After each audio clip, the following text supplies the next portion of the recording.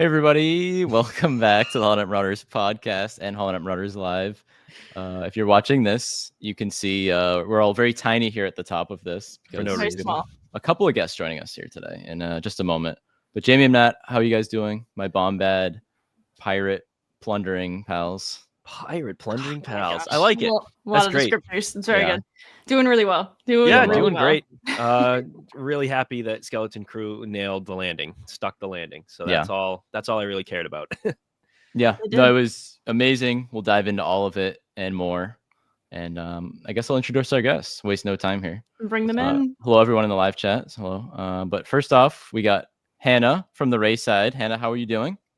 That is I. G'day Yeah. there. Great to be here. Welcome Happy back, to have you Hannah. back. This is What your was like our ship name? millionth time back. Yeah, we made like a ship name. It's like the Marauder side or something. We made It's something. a combination of Marauder side and The just Marauder. Marauders. Marauders. Oh, that's right. Yeah, that's the one. That's the one. But yeah, great to be back. Something. Can't wait Very- for the absolute insanity. Oh yeah, As and- always. Yeah, as always. And we're also joined here by composer of Skeleton Crew, Mick Giacchino. Mick, welcome back. Good to have you Hi. back. Good to be back here, guys. Thanks. Yeah. For Oh having yeah. Oh yeah, of course. Welcome back. Very We excited. knew we wanted to try to get you in the live streams, but earlier when we did the other interview, we were unsure to make sure that nothing got like revealed. And so now that it's all out there, I we was can do scared about revealing spoilers. Yes. No, So we now we can be- understood entirely. So we're glad to get you after everything's been spoiled. We're all Oh, set. yeah. Yes. We're done. So if you're here and you haven't watched the show, you're gonna get spoiled. Just Yeah. Go FYI. and watch the show Yes, first, yes. then come back. It's funny because we joked before we started about like backstage, as we call it, and with Mick, and he was like, "Yeah, we're about to watch the finale with some friends." We're like, "Wait, you've seen it, Huh? right?" And of course, you've probably seen it 1,000 No. times. I haven't seen any of the show. None Yeah. of it. Yeah, none. Oh, Here it's Um, good though. Here it's good. Yeah, I've heard good things. It's Yeah. his method, okay? Oh, yeah. You don't watch it. You just Yeah, compose. You just don't want the music to be influenced by whatever the story is or whatever is happening on No, screen. yeah. you know, Oh, so definitely. that sounds right. Yeah. Right. Nice. Yeah. Oh, yeah. that's I how remember film there was story like works. a story out there a couple of years ago when episode 9, Rise of Skywalker was coming out. It was like John Williams hasn't watched a Star Wars movie, and everyone was like, "Huh?" But like, he watches them. It's It was literally just- impossible. That's it was literally impossible. one of those clickbaity articles. Of course. Yeah, I think it's one of those like he never watched the finished one, or I'm sure he. But Yeah. even that, I'm sure he went to premieres and stuff where he. Yeah, right. You know, yeah. So. Yeah. Yeah. Gotta be. Has he seen the special editions though? That's another question. I don't know. That Well, he I would gander not. yeah. he probably definitely saw at least the end of Return of the Jedi because he composed the celebration True. song. And True. I forget if it was just a music edit or if they recorded some new music for the Jabba scene with Han as well. They did. They Yeah. did. Hmm. Jedi Rocks replaced Jedi Lapti Rocks. next. Was that He's- John Williams? He's arguably seen moments of Yeah. the special editions. Arguably. Yeah. He's yeah. made moments. Very good. Yeah. That's the better term. He's made moments. He's Yes. made special edition moments. I love that. But we're gonna do business as usual here. We'll do our question of the week as we've done character swap, which I totally forgot to mention to Hannah and Mick that we do this thing. And now, we but did we'll- not we'll- brief you guys. we'll but get Here we creative go, with it. guys. Even better. It's Even And fun. then- It's Can I fun. still guess without you explaining it? Let's do that. We'll do that when we get closer. Yeah, Yes. yeah, it's easy. And then we'll get into our Skeleton Crew breakdown where this time we'll probably, if anyone has questions for Mick, of course, while we have him here, we'll get to those. Hannah, I'm sure you have a bunch as well. Maybe the chat has some, so we'll get to that. And then our episode MVP, and we'll have the season MVP of who had the most character votes this year. So we'll see. It's close. It's close. I can imagine I can imagine who it close. could be. But Matt, you have our question of the week as you usually Yeah. do. What Yeah. is it? All right. So that we could go one of two directions with this. But the question that I wrote down is if you could do an American Graffiti style, where are they now while the credits are rolling for Skeleton Crew? Oh. What would they be? So where is the Skeleton Crew, quote unquote, now? And we could either each take a character and somebody gets jawed, or we do one for each character separately. Now- That's up to you. I Now, say let's build it what is together. now? Like how far into the future are we talking here? That's a good All question. right. Well, let's see. Like American Graffiti came out in what 70? What was it? 74, right? Something like Sure. that. Something like that. And it took place in 59, 61. Yeah. So let's say 15 years later, roughly. Okay. Okay. Okay. So that's okay. pre episode 7 still, right? Sure. Yeah. Pre Yeah. episode 7, I guess. Just So about. they're like adults. They're Hmm. adults. Yeah. Okay. Yeah. Okay. Yeah. So I think let's build it together really quick. Yeah, let's do it. Okay. Let's start with Gosh. Jod. Jod? Start with John.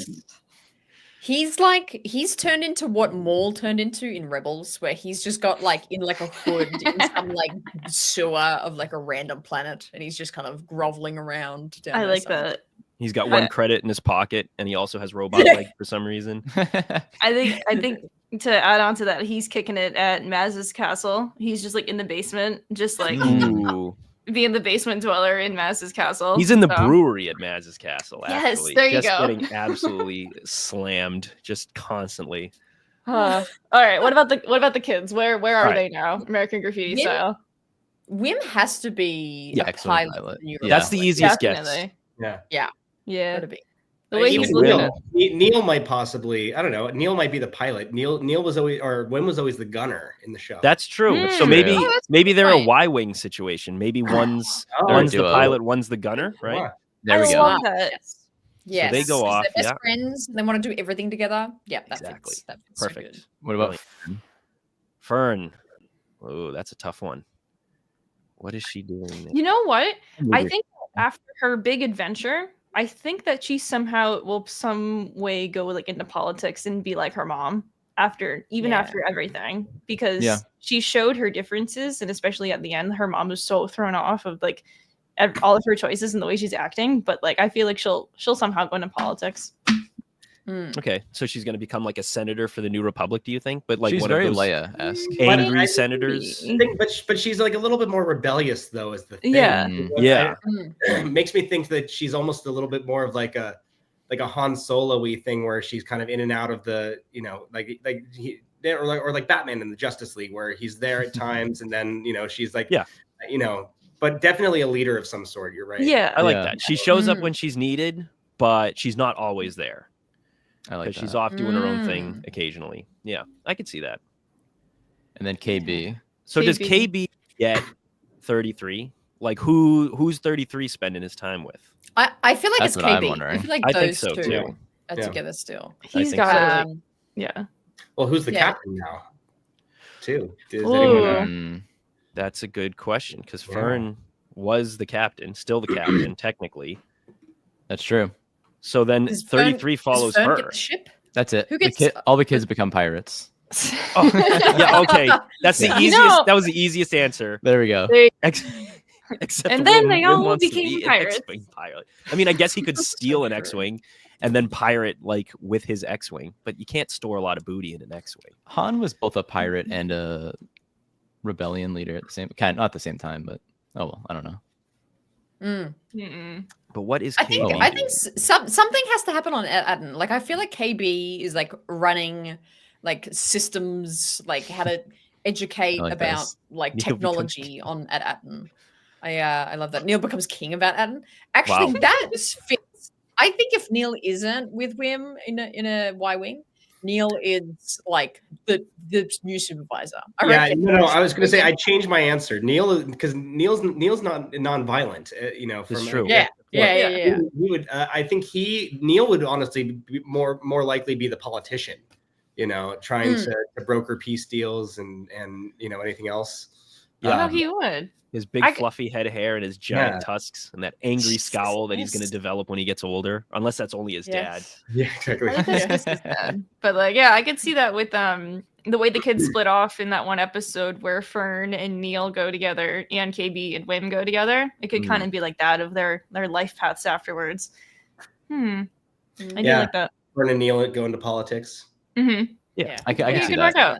Yeah, Neil wouldn't want to be in a ship shooting anybody. He's not. I know he shot the big gun in this episode, but I don't know. That's true. It's the one But- that counted. no, you're right.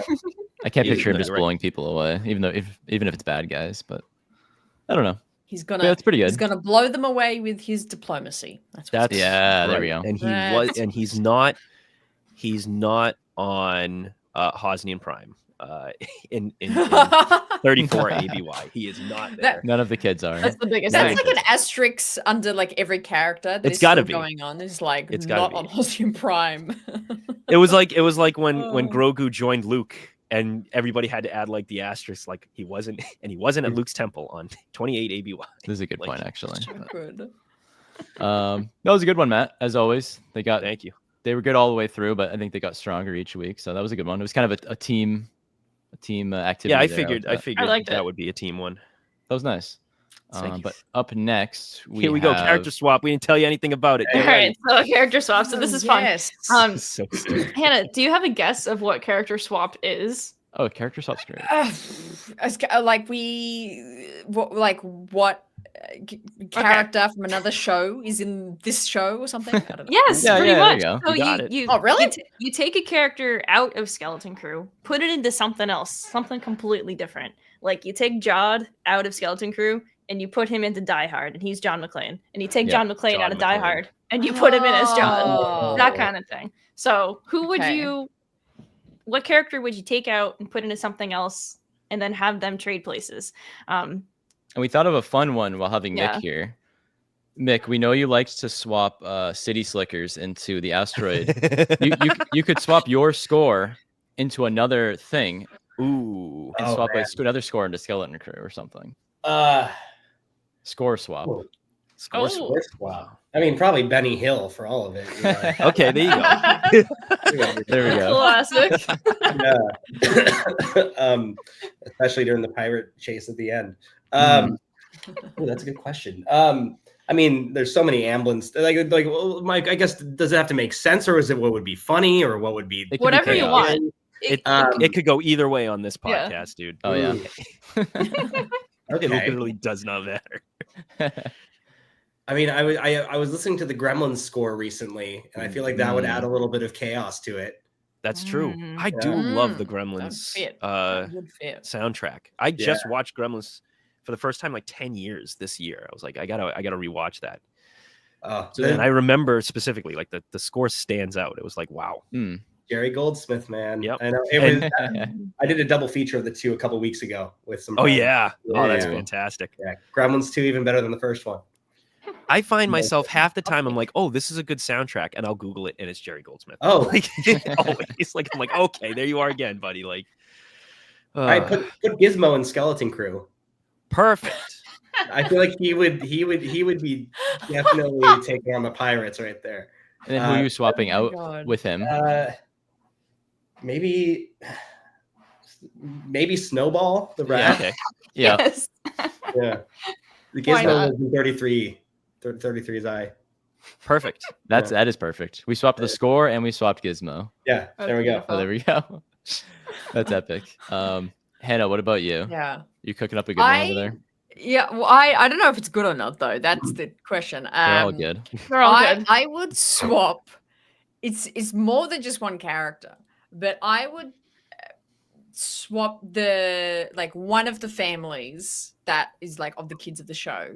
I don't know who yet, and put in the house and people of the Simpsons. And Yeah. they're on at Atten. The Simpsons are on at Atten, and because their home already looks like this is Space Springfield we're in. So Mhm. Basically. I feel like that would be an easy swap. I have to say, this is like the third time we've going swapped on? the Simpsons into Skeleton. It works. Really? It works really well. You're kidding? Really? Yeah, Where it's else? good.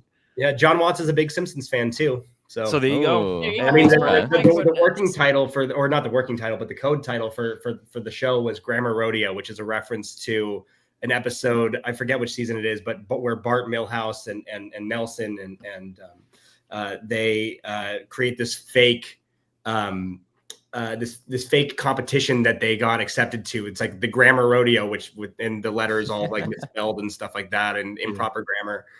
But it's them going on a road trip, essentially, just the 4 kids alone. So Yeah, Bart gets his my license because he God. works with Patty and Selma That's at so the DMV. And then Yeah. they go, oh, where do they that. go? They go to like the Sun Spire of like whatever World's Fair. Like, yeah, I Like, love yeah. that. yeah. That's I remember so hearing good. that was the working title. So that's really cool. That's really that is funny. funny. Radio. That's perfect. Actually, I feel like Millhouse and Neil have similar energy. Millhouse. Oh, yeah. absolutely. Absolutely. Super Absolutely. similar. Millhouse would just want to go home. Yeah. Yeah, Yeah. absolutely. Oh, That's all Neil wanted 100%. to do in the beginning. So, oh my gosh. Chad's So- over here just swapping Bob's Burgers. Bob's Burgers, everything. Honestly, Wendell for Bob Belcher, fantastic. Like that's actually so good. And same with Neil with 33 and Louise. Johnny 5. That's amazing. That's really That good. is I love Johnny 5. Okay. Matt, who do you have? Did you say one yet?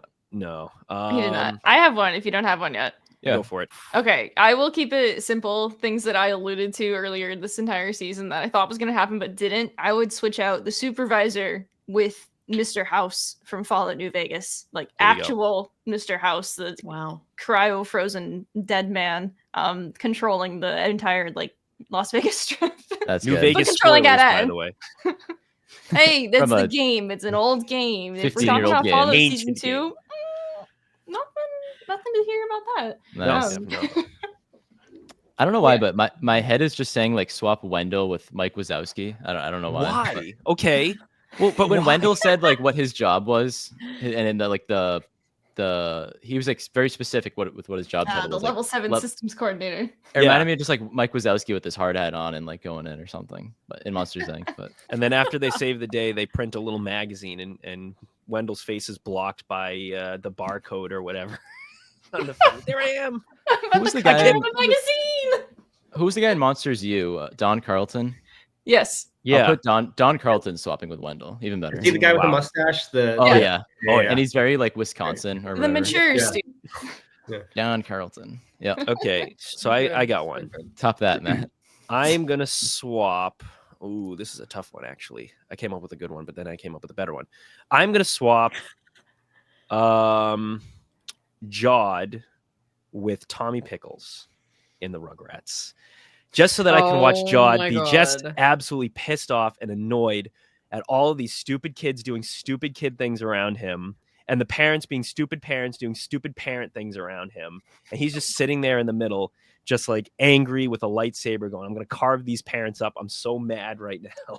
Jod's more of an Angelica Is- though, right? Oh my God. But I wanted to put Tommy in the skeleton crew because I think Tommy and Wim would get along really well because Okay. they're both brave and dumb. Alternate ending. Mm. Okay. I like that. This is a wild one. In your scenario, Matt, is Jod a baby or is No, he still He's an a adult. man? He's stuck Okay. with these babies. adult, And he's I love not it. happy. All right. But Boss he baby. still Mad. just wears a t-shirt and a diaper and nothing else. Like Sure. that's still the outfit though. Hey, He's they have the mad. same outfit, the blue t-shirt and the blue pirate shirt. Oh. There Anyway. you go. That's a good one. That's per. That's yeah, basically It it. is. Yeah. That's all you need. So All right. the nonsense is over. We'll move on to Let's talk about the show. the skeleton crew breakdown, which we've already teased a few things so far, talking about different talking points. But yeah, obviously we have Mick here. We can ask him questions. For everyone in the chat, feel free to ask a bunch of questions regarding the score or whatever. Hannah, do you have any questions off the bat for Mick about the score or anything? I or- do. I Yeah. do have questions. Insane score. Standout score. I really loved it. So thematic with everyone. And the kids, the pirates, it gelled so well. And I rewatched the finale this morning and taking note of the score and taking note of especially also just like the soundscape that goes along with the battle and everything. So my question to you is, in terms of like the creating process of the music, do you have any understanding or input of sound effects that are going to be in a scene as well? Like, do you know like that? Because there's always oftentimes Uh-oh. Oh no, Oh no. That's a good Yeah. question, though. I mean, I guess that I is can- good. Well, yeah, I guess I can speak to that while we Here. wait for the. wait I'll for get it her come to back. Terrible. refresh. No, that's a great question. I mean, like, look, when I get this show to start working on it, it's all temp sound effects, and some of them are closer than others. And so, like, when I was watching it, 33 sounded completely different. His voice was way more filtered. Really? And like, yeah, it was harder to tell that it was Nick Frost, and I know they wanted a little bit more of that to come through. But it's like you get a general idea. I mean, part of it's also like obviously if there's a big explosion, there's going to be a big thing here, Yeah. Where did I go? Where did I go?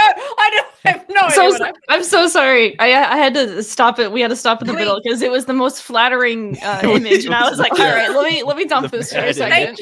Thank you. Wow, I got caught. It was because I was going through the nebula of Atten. That's why I got. Yeah. Exactly. How you get to Australia? Anyway. Yeah, pretty much. But continue. What did you? Oh, sorry. Yeah. Oh no. I mean, you were asking how do you work with sound effects and music together Yes, like do you know like when sound effects are happening, or is that like after so like I mean again there's like a temp track and sometimes some are closer than others, but I especially on like this show I thought they did a really good job of like choosing their moments with sound effects, and just as like I was trying to choose my moments with music. Like if there's a big explosion on screen, I'm obviously like, all right, I've got to carve out space for this, or if there's a line of dialogue, I'm like, all right, let's try to hit that, because ultimately you're really orchestrating not just for the music but for the whole soundtrack, like as well, like the sound effects, the dialogue, everything. So sometimes the sound design is a little bit more beefed up than I would expect it to be, and so either we would find ways to either take the music down in the mix a little bit or edit it a little bit so that it each thing gave the other space. And then other times they would also just kind of like maybe thin out the sounds a little bit as well, because and again David Collins, one of the sound designers, and Matt Wood from Sky Sound, they're so good at again finding their moments with the sounds and kind of like introducing a sound at the beginning. Like for 33's voice, what they would do is they would whenever he would start a scene, his voice would be more filtered, and they would slowly taper the filter out so that he was legible, and you could understand him, but your brain is still like, okay, he's filtered, because they introduced this thing and it just subtly kind of, pulls it out. Interesting. So that's really interesting. Yeah. Yeah. Wow. That's a great question, though, Hannah. Thank you, because I thought of that one myself. This kind of sounds like a backhand compliment in a weird way, but another really great moment is when there's the scene, very triumphant sound and score, and then KB breaks through the barrier of the nebula around Atten, and then you do a really quick cut to be quiet. Do you is that in your score, or again is that something that was like tweaked after the fact, or did you know you're doing this cut? That was something that I scored in particular. Like I was thinking, I'm sure like a lot of people also felt this, but like it reminded me of the shot in the '89 Batman movie when the Batwing kind of comes up and there's just kind of this little pause for a moment, and there's this like moment of silence, and it just felt like a natural moment to kind of be like, all right, we're through, and then we're back in it, and just as soon as you hear from the comms to call Kim. Hell yeah. Yeah. That's great. So good. It was I didn't want to say it was great when the music stopped, so I had to. That's what I was like worried about. No, I didn't want to get that across. It's usually better when the music stops, for sure. We get some questions in the chat here. I know this is one everyone's wondering. I don't know if it's been said, but do you know when the album is coming out? Yeah, so it's coming out on Friday. Yes. Ooh, okay. Right. Single volume, 2.5 hours. Finally. I can't wait. Wow. I remember asking you that when we first interviewed you, and only like 2 episodes were out. I was like, when is it coming? I thought it was coming out every 4 episodes, and then you were like, no. Sometimes they do that. They do that some. I mean, I think for most of their shows they do that, and for this one, just for some like just boring union stuff, they needed to do it as one as a single album. So all at the end. Yeah. Fantastic. I can't wait. Beautiful. Because I got to get those credit themes. The credit theme was I'm awesome. like humming the credit theme for a week, and then I'm like, I wish I could listen to this. Yeah, I know. Well, I know. I we chose I chose the single to put out because it was just like it was one of the first things I wrote, and I thought it was like, all right, this will give the vibe of the kids and stuff. And then very quickly I was like, oh man, should I put the credits out first? Like that should have maybe been the first thing. But there was there's I don't know if do you know I think that the Hournauts, the YouTube channel, Yeah. I discovered this like 80s synth cover of the end credits that they did, which is incredible. They did And such you're a just great like, job. I gotta consume. I know. Well, I listened to it. I was like, oh my god, this is cooler than what I did. You know, I gotta listen to that. I gotta yeah, it's great. definitely check that out. Really cool. All right. Our friend Brent asked, I'm curious, Mick, how large your orchestra was. Yeah, so it was about 50 musicians, and what we did, because I mean, you know, that like a Star Wars orchestra is usually like 100 players or so. Like it's on the bigger side. So, but just, you know, this being a TV show, we had to downsize a little bit. So, we did, yeah, it was 50 musicians, and on some of the bigger action cues, at the end of the week of recording, we would go back and we would keep just the string section and sometimes the woodwinds as well, and we would record their parts again just so we can layer that in, just to make sure that they were heard, and create that bigger string sound that you're usually used to for a Star Wars show. But I wrote it in a way where it would work with the smaller sound in case we didn't have time to come back to it. But for the most part, we were able to return and beef it up a little bit. So I didn't know they did that. That's yeah. interesting. It literally always, it sounds like there's so much depth to it, and like I love that it sounds so rich and everything. So that's, I love that you had like the flexibility to do that. That's fantastic. And that's That is really partially thanks to, you know, Warren Brown, the mixer who mixed all the music, and he did an incredible job on the stereos that are coming out on Friday. Just because when you mix something for Atmos and then put it down to stereo, sometimes things get lost or didn't translate. And so like when we were about to send everything off to Disney or to for the soundtrack, and he listened to it and he was like, hold on a second, this isn't what it sounded like when I was doing it in my room with the whole Atmos setup. And he realized and he found what the issue was, and he just completely did new mixes for it. And I was like, oh yeah, I didn't know that's what it needed to sound like, you know. And it was it sounds So big, and there's a lot of depth for sure. I love it. Very cool.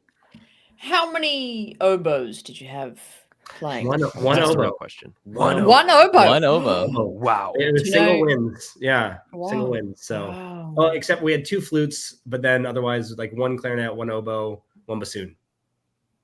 Love it. Wow. Imagine being those people. You would feel special, Yeah. wouldn't you? Oh yeah, That'd be great. we got to record it in LA, and they're just, you know, some of the best musicians in the world. And the amazing thing too about recording everything is that you know, they see the music for the first time the morning they get there. And oftentimes, just when we were like, all right, we're doing this cue, they pull it up, have never seen it before, and play it near perfectly almost every time, like on the first go. That's so and so then cool. it's just about giving little notes of like, oh, let's try playing it like this instead, or just but they're incredible. It amazes me every time. Wow.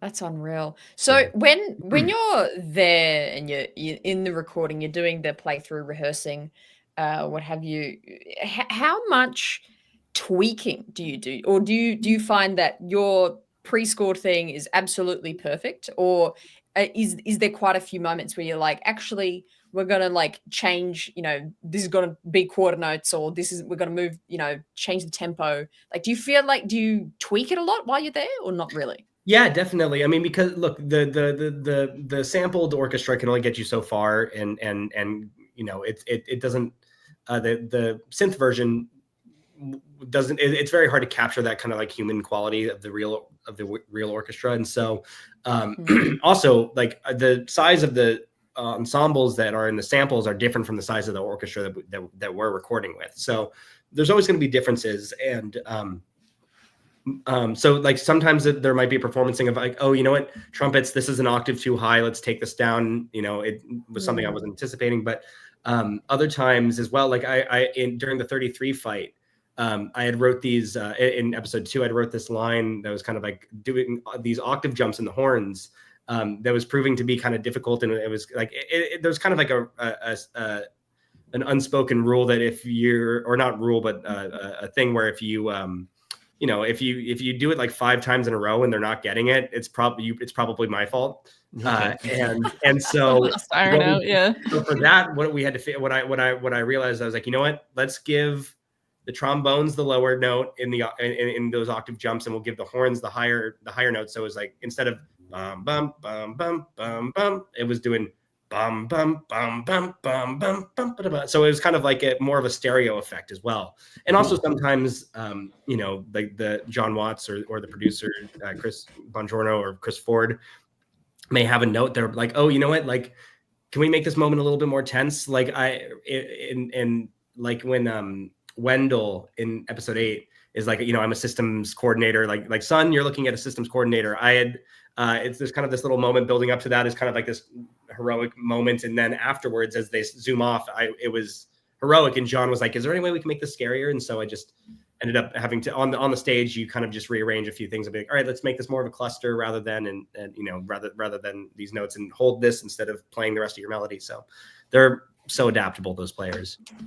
I know the last time we spoke with you right after episode 3, it was after the it was episode 3. You mentioned, I kind of snuck in a sneaky question. Do you have a favorite episode from the show? You mentioned 6, which we hadn't seen yet at the time. And you also said 3, obviously more to say about 3 at that time, but episode 6 obviously has happened now as the whole show has come out. Do you have anything to say about that episode and why that was your favorite? Yeah, I mean, look, I've got, it's hard to say one favorite, but the thing I loved about that so much is that it's the kids back on their own right after they've been betrayed, and it's them kind of like their moments of finding themselves and realizing kind of what they're able to do. Like when they're rescuing the ship, like everyone has a moment of like, KB is like, oh, I remember how this startup works, or Wim is like, Wim's like, all right, I can try to shoot this thing off of us, and they each kind of like have this moment of confidence, or kind of like, all right, it's do or die right now. And so it was really fun just seeing them kind of come into themselves in those moments. And that's reflected again, in the finale. become the crew as well. Yeah, and exactly. then, they pull it off in episode 8. So that's kind of like the beginning. Yeah. Becoming the skeleton crew. Becoming the skeleton crew. I feel like this is just such like a basic like question, but now that we have the full show and pretty much the full score out there, was there a favorite piece of yours from the show that you put together, or a favorite piece that you wanted to put in more or something like that? Ooh. I mean, I think one of my favorite scenes to score was probably the again at the end of episode 3, that chase through on Kim's moon. But also, I had a lot of fun with the with the pirate invasion of Ad Atten. That was I think I forget if we were talking about pun Q titles a little bit. We were in Irat's life. I keep thinking about that. Yeah, I do too. I think of that on a daily basis. I was gonna say one of my other favorites was that I couldn't talk about at the time, but that cue when the pirates are invading is called At Atten Down the Hatches. Oh, come on! Is that did that stick? It stuck. That one stuck. Yes. So that'll be on there. Yeah. We live for the pun names. That's perfect. I love that though. I mean, I mentioned it when we chatted last time, but I loved how you captured all the things with the pirates, but making them these Star Wars, these space pirates instead. Like it just works. Yeah, that was a lot of fun. I just, again, getting to play with kind of, because I just remember like I'd written just the one part of the theme, which is just the dun dun, and that was kind of their main bit, and they were and John Watts and Chris Ford were like, we really like this, but can we make it even more piratey? And so when I had written episode 2, where they get to Port Borgo, and that's where the pirate theme kind of first originated, and I was like, oh, this is definitely going back into episode 1 at the beginning. So I went and rearranged that to fit that in as well. Yeah. Oh, that's really cool. Nice. This is nuts. This is nuts. Brent mentioned the quiet moments too. I really liked in this last episode the piece you did when Jod is looking out the window at the ship coming down. And it was kind of like the dust has settled, the battle's over kind of thing. Like that was really nice, and just what you did with that was awesome. Oh, thanks. Yeah, it was just, I as horrible as he was to those kids at the end, like it's like man, he's just a hurt child as well, and it's the dream is not his, like what he always wanted. He just wanted to be able to support himself and just live without like wondering when his next meal was going to be, and it was so close. And so I definitely wanted to make it feel a little bit like, all right, the dream is dead. there's a mourning to it. You don't have to worry about making Jod sympathetic. I'm a big Jod sympathizer. So don't worry. I go I'm back trying to and dance forth around on him. that.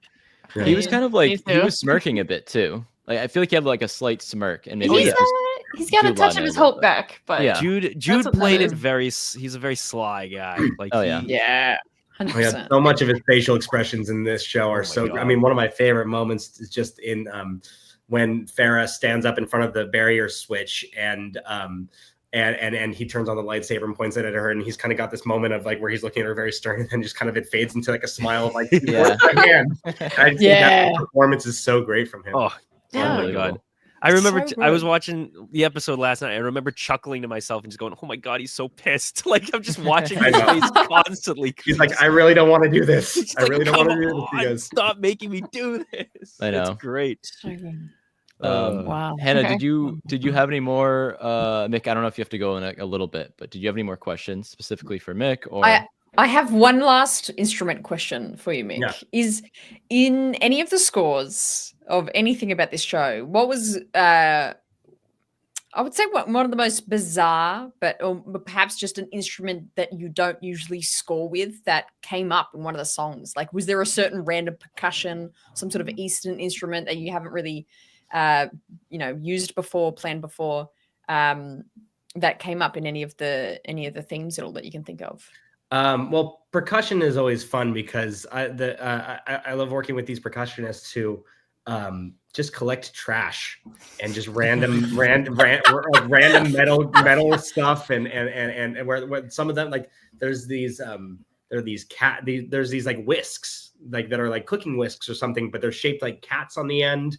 I have no idea what they're called. I just call them cat spring. And our percussionist would play with them kind of like as a almost like a hi-hat kind of substitute, but it was just kind of this ringing sound. You can hear it all over episode 3. Oh, like especially at the beginning of episode 3 when the kids are sneaking out of the cages. There's some of those. There's I think episode 1's got a bunch of it as well. I mean, it's probably all over the score, but it's so like it's always fun seeing what they find to just. I mean, again, it's like if you hit it, it makes a cool sound. They go for it. But, also for the pirates as well.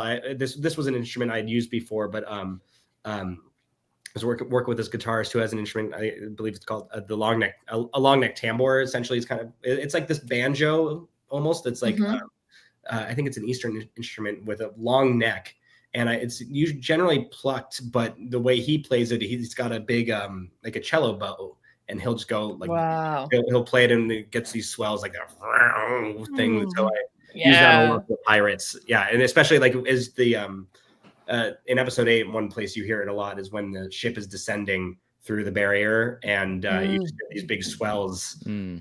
So I mean, I've used that in a couple of projects, but I just love it so much. It's so aggressive and large. Amazing. I'm gonna write these down and go back and listen to them. I know I'm gonna have to rewatch this because I'm getting a bunch of suggestions. That's What was awesome. the fight that you switched between the two? What episode was that from again? Did you say that was episode 2? That was Rock'em Sock'em Robot. Oh, okay. Yeah, that was when 33 is protecting the kids at the when he literally like launches his arms for the first time. Exactly. All right. I can't wait to see these titles that you have put together. Yeah, some of them are more normal. Others have more fun to it. So there's a healthy balance. Fantastic. I don't know what this is, but somebody asked, has Mick ever used a Wamola? A Wamola. I need to see what I pull up this comment not knowing what that is. For all I know, that could be like something crazy. I don't know. Whammed. No, wait, put that. How do you spell that again? WAMOLA. Oh, I see. Okay. Oh, I've seen this. I've never used one. I gotta look this up too. The name is a portmanteau of a whammy bar and a viola. Okay. Well, hey. That's wild. So there you go. Wow. It kind of. I mean, it just from the look of it, it reminds. I mean, it looks like you play it with a drumstick, and it reminds me of Jerry Goldsmith. In his first Star Trek score. For 1979, the motion picture, they had this instrument called a blaster beam, and it was just essentially this large, I forget how big it is, but it's this really long, essentially just like a spring or something that was just stretched, and they have a pickup underneath it, a guitar pickup, and they just bang it with a rod or kind of move it around, and it creates this really cool, just again, if you go listen to that score, it's all over it. But that's in the Klingon battle that when exactly. V'ger first appears, that's when you start hearing, and it's every time V'ger appears after that, you get that hit, and that's so good. I love that. Yeah, I love that. It's so wild. I think there's pictures of it online that you can see. It's really it's a crazy sound. We're back to the percussionists just being crazy. Exactly. Look, crazy, doing crazy things. That's so great. I see Jason in the chat mentioned a theremin, but there was a theremin in episode 3, which set the internet on fire. That was that was a blast. That was a big one. Yeah, it was a very big one. Yeah, always popular. Yeah, so I mean, for this one, it was a synth theremin. It was something I kind of did on my rig here, and modeled it after a theremin, but it was also mixed with it was a combo of that, and I had the guitarist that I was working with. I was like, can you play in a theremin like style, and we blended the two sounds together. So he was playing with like a slide and I believe an ebo, which is just a kind of a magnetic little device that vibrates a guitar string indefinitely. So it sounds a little bit more theremin-y. So we layered the two together. But yeah, that was fun to see how much everyone loved that. Yeah. Absolutely. Oh yeah, no, that was. Are you kidding? That was. I can't wait to see what that part of the score is titled as in your score when it comes out. But I'm excited. Yeah. So as far as like the finale and the show as a whole, Mick, how, as a fan enjoying it of Star Wars, like how did you think the finale went? What things did you really like? What characters did you like? The whole shebang there. Again, I mean, like you, I really like what they did with Jod. I really like what they did with Jod, where it wasn't a situation of like him coming around at the end and rescuing them. It would like he felt like a real like a very grounded character, in the sense of like, this was, again, he was just watching his dream kind of slip through his fingers, and I thought that was just a great choice.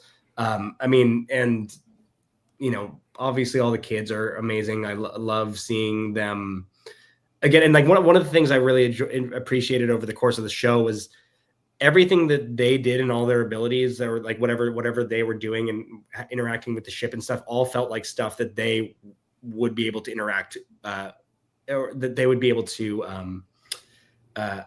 accomplish. Like, it didn't feel like over the top to me. It felt like and one of the things from the beginning that I told them, I was like, it's so hard to write kids because oftentimes they end up feeling too old or too young, depending on how their age. But I told John and Chris that I was like, I love the balance that you struck. And they were like, well, the key is that, that Kathy Kennedy told them was that, kids take themselves very seriously. And it's like, we're not making a kids show. Or like, we're making them believe in themselves, and they take everything that they do as if it's, again, this serious operation. And but they're kids, and their ideas might not always come across or develop in the right way. And they, like, where in episode 7, where Fern's like, we have to save our ship, and Wim's like, yeah, attack the pirates, and of course they just grabbed them. It's not like they were able to, there's no way that would have worked. So I thought they did a really good job of how they developed those characters, but also gave them their moments to shine and accomplish heroic feats. I do like that little piece of advice. Kids take themselves seriously, because it's right. Yeah, it is true. Yeah. No, and that's the kids were obviously the heartbeat of the show. They wore the show, and they were all so good individually, and the actors nailed it, of course. And because, as you said, kids can be tricky in shows. Like, a lot of shows nail it, some shows don't, and Skeleton Crew definitely did, in my opinion. Kids are hard to write too. Like, very hard to write a kid like that is natural. So they really did nail it. Because it's also it's a matter of getting the dialogue right, but it's also finding the right kid for that specific part too, and that will make you believe in the dialogue as well and sell it. And I thought all four of them did an amazing job with it. Yeah. So we praise the writing, we praise the casting, and we praise the actors. Directing, themselves. yeah. We got everything, the directors, and the music. Wow. No. It was so good. No, And but like it deserves it. But really, like it was like this show ended up being this like the sleeper hit for me. Like I going into it, there wasn't like I didn't know what to expect, but like this show ended up being so good and like really like blew me out of the water with this. All pirate jokes aside, because like it's just fantastic on so many levels. Yeah, it was a feel good, whimsical, it was piratey show. Pun intended. Whim. Well, Whim, cool. yeah. Is that a thing? Whimsical thinking is one of the track names without without the H. So yes. That's so Wow. Love it. 100%. That's perfect. Yep. Okay. Before you couldn't avoid that one, could you? No. You had to. It's when he's looking at a storybook or story pad right before he misses the bus. Oh, yeah, There you go. Yeah, perfect. Yeah, before we let you go. Before we let you go. Jamie, yeah. Yeah, I was just gonna say before we let you go, we want to get from you your pick for character MVP. So usually we pick whoever was your favorite character or whoever you thought was the MVP of this episode, and then we tally them up at the end of the series for who was the MVP of the entire series. So out of this episode, who would you say is your character MVP? I would say KB in this one. I mean, she really took one for the team. You know, KB. I'd say for this episode. For the series, I'd say Neil. Okay. Yeah. Okay. All right. I not surprising. Yeah, I'd imagine. I mean, look, 33 is also up there, but I think Neil is Neil shows them the way. Yeah. I like that. He's just so pure and so good, and everyone can absolutely just relate to him no matter what. One of my favorite tweets I saw after episode 4 was someone was like, Neil was really like, have any of you guys tried Star Peace? I saw something like that. That's great. Extremely Neil. That's perfect. That's why he's a politician. He's a diplomat. We have one more question that we have to get to. So we joked, I think last week, about how we always joke about how the parents in the show were obviously kind of stiffs, like kind of like Charlie Brown's parents or something. I don't know. Not quite. And last week we joked about how they ran really slow because they were all like they're the slowest. Yeah. So we got this one. How hard was it to write the music for those slow parents? Those slow parents. Oh, so good. You just had to write the music really fast, and then slow it down. Yeah. That's so good. But yeah, that was just a running gag we had, so I had to mention running gag. Oh, pun Running intended. Hey, zing zing zing. That's Giacchino pun, dude. Oh yeah, God. right. There we Look go. what you do to us, Mick. This is it. Oh my God. Oh my gosh. Wow. Love it. Okay, well, thank you so much for joining us today and taking the time to just chat with us about the score, about the show, and we all can't wait for the actual album to drop this week. 100%. Well, I'll be looking forward to it so much, and just thank you. Thank you for doing Skeleton Crew, and thank you for the time. Thank you guys for having me. Again, so happy you are all enjoying it, and hopefully we get to do more. I hope so. Absolutely. I wish you more projects in the future. Trust me. Of course. Oh yeah. And I'm gonna be definitely sliding into your DMs, Mick, with more weird instrument questions for you. Bring 'em. Like, was a marimba in here? What's this? There's a marimba somewhere. Yes, there is. Okay, I'll find it. And I'll tell you where Find it it. is. Yeah, okay, Yes. So good. Oh my gosh. So good. But yeah, thanks so much again, Mick. Maybe we'll talk to you again in the future at some point. But for music sure. is such an important part of Star Wars. Thank you for adding your touch to it. Thank You did a great job. Unreal. Thank you, guys. So happy you enjoyed it. Yeah. All right. Thank you Have for a good joining one. us. Right. Have a great Have a night. good night, Mick. Bye. Bye. All right. Well, we're all still No. here. Okay, We're gonna be we're all here. still here. What a guy. We'll continue to do our regular breakdown. With, Can I get a snack before we do? Sure. Yeah, go Hannah. ahead. Do you need a Okay, break? thanks. We'll hold down the fort. I Intermission. just want a snack. Intermission. I want a snack. A lunch. Yeah.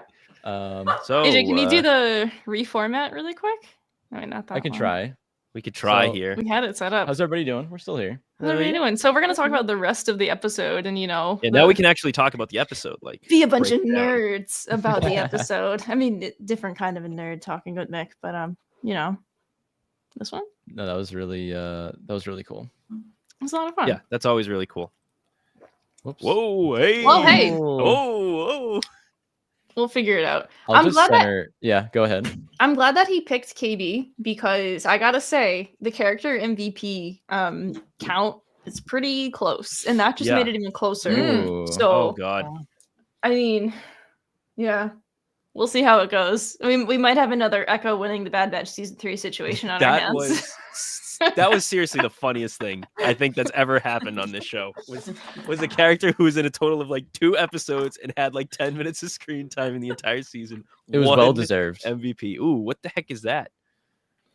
Do you What's guys have going on? this? Do you have crunchies? Oh, didn't you give us one of those Crunchies? at Celebration? You did, I think. Oh, you're thinking of a caramello koala. That's what you're thinking. Yes, Oh, that's that's what. right. Yes, you gave us the. Yes. Then I put it Yeah, in my cool. pocket and it melted. R.I.P. And you still ate it. Yummy. I still ate it. No, I still ate it. yeah, because you got to tear the top off and then you like have it like a gel, like a sports gel. You just go, and you like, yeah, because Okay. Australia's hot, so it's There we often the chocolate. No, bars you're in right. your You're right. pocket. What is a crunchy? It kind of looks like a crunch bar, but like not really. What is it? It's honeycomb, so it's like honeycomb wrapped in chocolate, essentially. Oh. Nope, we do not have that here. That sounds fantastic. Okay. Yeah. Next time Anyway. you have to bring a million. Oh yeah, this will be the next thing, next We, celebration. we'll give you Charlie Brown. You give us crunchies. We'll trade. We're not bringing up the Charlie That's Brown. right. again. What's this Charlie Brown bit again? That's right. I don't I know. can't believe you like, guys don't we- have Charlie Brown. So we went from Like it doesn't. Like what? Sorry. Interviewing the composer, talking about crunchies, and Quick, Chat, yeah. Charlie please keep Brown. up. Everyone in the chat, please keep up. We will talk about Skeleton Crew. We got to get our sillies out for Oh. a second here. We do. Brent knows. Crazy. Brent knows. Brent knows. Jamie, that's insinuating that we're gonna stop being silly. I don't think that's No way. accurate. There's no Hannah Hannah way. gotta also get it went out a little. from Hannah. You went from breaking down the episode on your own show to immediately joining us, doing that, Yeah. and now, yeah. We got to get the Yeah, further. that's why out. I'm literally cracking open a cold one right now. That's why, because it was like, Ooh, what? there you Okay, go. so What going on? so the Charlie Brown backstory. We last time I think we had Hannah on our show. We were doing our Halloween pumpkin paint off, and we were talking about the Charlie Brown. It's the Great Pumpkin Charlie Brown special, and we were just talking about Charlie Brown and the peanuts like in general to Hannah. And apparently, it's just like not as big of a deal in Australia as it is in the U.S. And so we were giving her a hard Yeah. time about Charlie Brown. You have crunchies that's with it. Charlie Brown. I just Charlie mentioned Charlie Brown Brown, didn't I? roasting. During the Yeah, you thing? did. Mhm. And Hannah was Charlie like, Brown's parents. Charlie Brown's parents. Really, really. Wah, wah, wah, And wah. Hannah was like, "Who cares?" okay, Yeah. let's talk about Skeleton Crew finale now Yeah. that we're all finally gathered. Yeah, so I mean, We're gathered here today to talk about Skeleton Crew finale, right? instead of our usual going through the whole episode breakdown, I have like chapters or segments we can talk about. I like it. different Okay. chatting points. So my main first one I want to talk about was the kids and the parents. We get the kids kind of with their parents, except KB isn't really with her moms. They have their moments, which True. are great, but we get Farah and Fern and their whole thing. And I like how each kid pretty much gets through to their parent. It takes a while for Farah, obviously in the end, but well- Wim with Wendell was, Yeah. Yeah, that was really organic, really well done, like a good Yeah. transition. I the microwave dinner. The microwave dinner. Oh my god, Star Wars It's sent me microwaves. rolling. Awful, Yeah. awful stuff. I love how like Wendell like makes a show out of saying he's like, oh, home cooked meal, you missed this, and it's just like, dude, Hmm. you're just making the microwave dinner. It's perfect. But yeah, that's the thing about KB's moms. They don't really need fixing because No, yeah, they were already great. they're already great. Yeah. And it's the same with Neil's mom. Like Neil really didn't need to fix his mom. He was busy taking a bath. He didn't have to do anything. I have a fix for KB's mum, though. Oh, what is that? Because I think. Oh boy, where's this going? Where is this going? I think if they were true lesbians, they Okay. would be running out there with their carabiners on, with their like trail mix ready to go, like hand-to-hand combat with the pirates. I think that is a more accurate depiction of You're probably lesbians. right. True. But I is say fair. that as one. I would be like, yeah, come on. Right. No, I don't know. okay, so first of all, you are the Fight me in my authority. Subaru. I agree. You are the authority, I gotta say. I guess the only thing to add on though is KB makes a point of reaching out to them, just saying, "Hey, stay inside because I know you're going to go out there and try to fight them." There you go. And There so you Good go. point. in that Good point. moment, I'll they're like, accept that. "Okay, I'll accept well, that. then we'll Mm. chill." But like, I I love. That's fine. Great That's take. Great take. I agree with all that though. I mean, the whole journey for the kids has been them obviously finding themselves and having their little journey along the way, and it's also just been childhood wonder, all of that, and like a lot of it in the beginning reunited with their parents is they all realize how special home is and how special their relationship with their parents are, but also their parents getting that learning as well on the flip side of like, oh yeah, well maybe we all could do with a little bit of change from time to time and just to change things up. And like each parent pretty much like gets that, aside from like Neil's parents, because they got like all the other kids, so like they're I have fine. a question about Neil and what was going on there. So He was taking a bath. this is a good It's point important. about how fast he dove into that thing Hygiene like an is Olympic important. diver when he got home. But so Wim was going to bed, right? Yeah. And Neil was in the bathtub, and Neil's mom was on the front lawn with the babies, like at night. Like, what's the family doing? You got to take the babies out. Yes! They gotta go to the bathroom. What are they, dogs? Yeah. Well, the bathroom. Neil's in the bathroom, so Well, And we never saw a toilet, so maybe it's literally a bathroom. Like it's a Ooh. room with just a bath. Oh, that's it. true. It does have that special like sunroof, so The moonroof, special sunroof?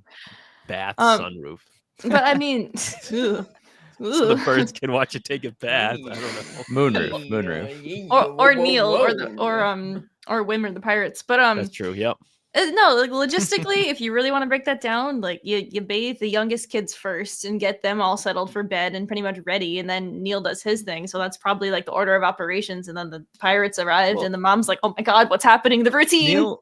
Neil What are they Neil doing in on the the front bath makes lawn? sense, but why were the kids on the front lawn? The at, like, routine was Let's disturbed. say 9 You have p.m., to 8 take p.m. the kids for a walk before bed. The routine. Yeah, maybe they were This restless. guy's never They were- raised kids before. couldn't settle them, so they You got to just take them for a go. walk at least I twice have- a day. You got I to have brush not their raised coats. kids. Oh my god. The Wash drop their of the coats. baby, though, the drop of the baby caught me by surprise. Yeah, I was yeah, like, right? "Oh, I know. Yeah. That's when I knew. I was like, okay, this is serious now. We are going hardcore right here, because I was like, wow, you don't just drop a baby for nothing. That's it. Mhm.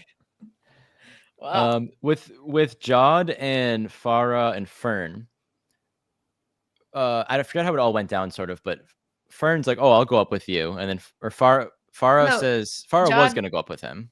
Jod asks Fern to accompany him to go see the supervisor, and then Farah's Right. like, "Oh, I'll go with you." And Right. Jod's like, "Okay, whatever, sure, come with." Sure. I'm surprised he Yeah. didn't just say like no, but maybe he just didn't care. I There's am just more too, leverage. and I bet he wishes he did. He would have got away with it. Yeah, if it He wasn't for would have those gone meddling away with it. kids If it wasn't for those meddling parents, and their droid. They're a little dry too. their little droid Um, too, and their big droid, Stephen Fry. Can we talk about how Mick chose Gizmo for Snowball? That was great. Loved that. It was perfect. Yeah. But yeah, Can we talk Yeah. about how all of the mysteries that we thought were like going to be solved, like, oh, the place is run by droids. Oh, the barrier blocks the rest of the galaxy. Like this planet is like trapped behind the barrier. All this stuff like that we thought the parents would like discover was all just like known, like They already right off knew. the bat. which we Oh kind of yeah, knew this last place week, is run right? by a droid. Mm, Oh yeah, mm. this place is hidden from the rest of the Republic by the barrier. Blah blah blah.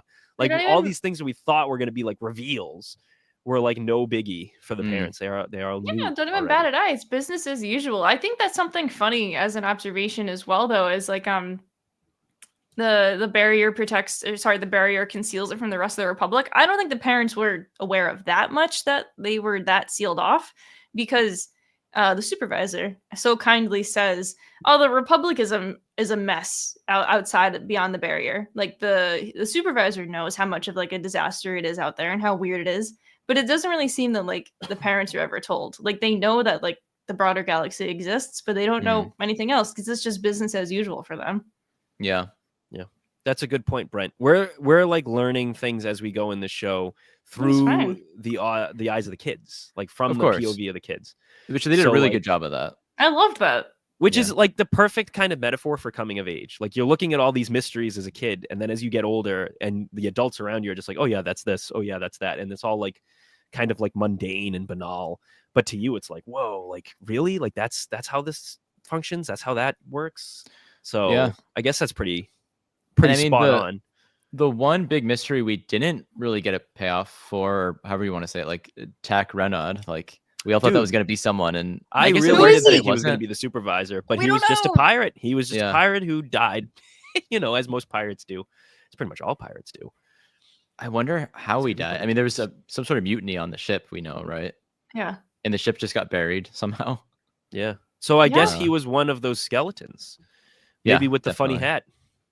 Probably. Yeah, well, he had a funny hat in the hologram, right? It was So blurry. I but- guess that was Funny hat. the hint, you know. Yeah. Any of that, or he just became a citizen on the planet, and then his like family line just got. I wonder hidden. why they I didn't don't show know. him. Like, why was he blurry? That's a good question. To make it more mystery. mysterious. Yeah, I It's a guess. mystery. We don't need to know all of it. I feel like if anything, if they do want to continue on eventually, and I hope that they do, that could be like a mystery look like for the future. The mystery of Tak Mm. Renaud. Why not? Sure, love it. Mm. Nihil. I think, yeah, Tak Renaud. Tak Renaud. Yeah, I don't know, actually. A I legend. don't Tak I don't think Renaud. to follow that up. Hey, there he No. is. Well, there he's not. Killed by his yeah. own Very concubine. Tak- not. Ah. How long ago? So how long ago do we think Tak Renaud crashed there? We don't know. I We still have think. no- I think it was a while ago though, because he's like a legend, Yeah, and he I had his think own a like long he had his own while. jingle or shanty. A long Luke was a while. legend, and he was still alive when he was a legend. Legend means legends Yeah, spread Luke was a really legend, quickly like, in a Star couple of Wars. years. Not this Why? one. This one's been a while. Long enough for the ship to get buried, like buried. Long And enough for they were all that. Long skeletons. Long enough for bodies to become skeletons. So Yeah.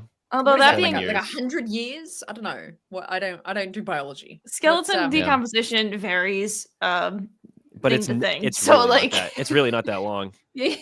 We get eaten up pretty quickly if we don't do anything. Hmm. What do you mean if we don't do anything? Well, we can't do anything. We're Well, trying we to... are- Well, you can like preserve like mummies and stuff. Then they don't eat you. Oh, okay. What, sit in a salt bath or something? Yeah, Anyway, but if you just- we're gonna get in a rabbit hole. We're gonna get You're in a just rabbit tossing hole. me All out. right. I agree with that. Pre-High I think Republic, sometime maybe. pre-High Republic. Pre-High Republic, I agree. That's fair. Yeah, pre-High That's a Republic. long time. Or sometime. Pre-High Republic. Yeah. This is old Republic, and I think we're old Republic. Hey, Yeah. maybe.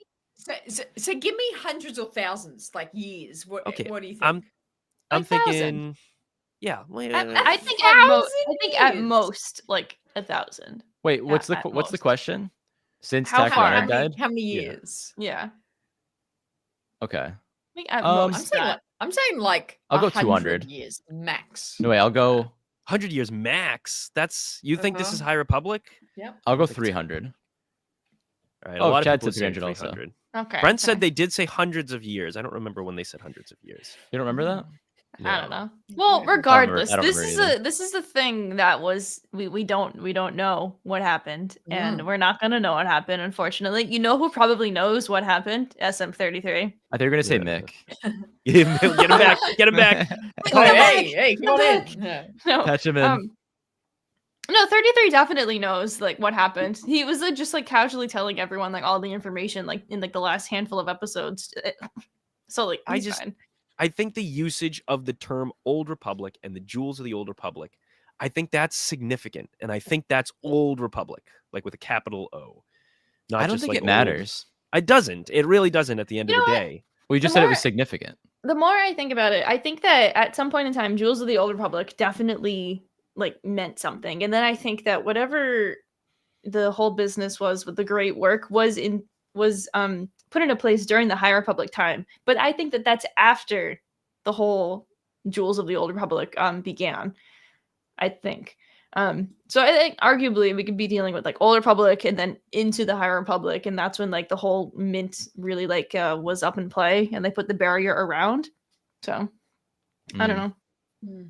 because it's fun to have not it's good to have not how would I say this? It's good good to have not some to have answers. ambiguity. Yeah. Mhm. Yeah, exactly. Mm. Because then we'd be like, it'd be all boring and we know the answers to everything. It's fun to speculate. So, Yeah, because like the last time that there was any contact with the outside world was Order 66. Whoops.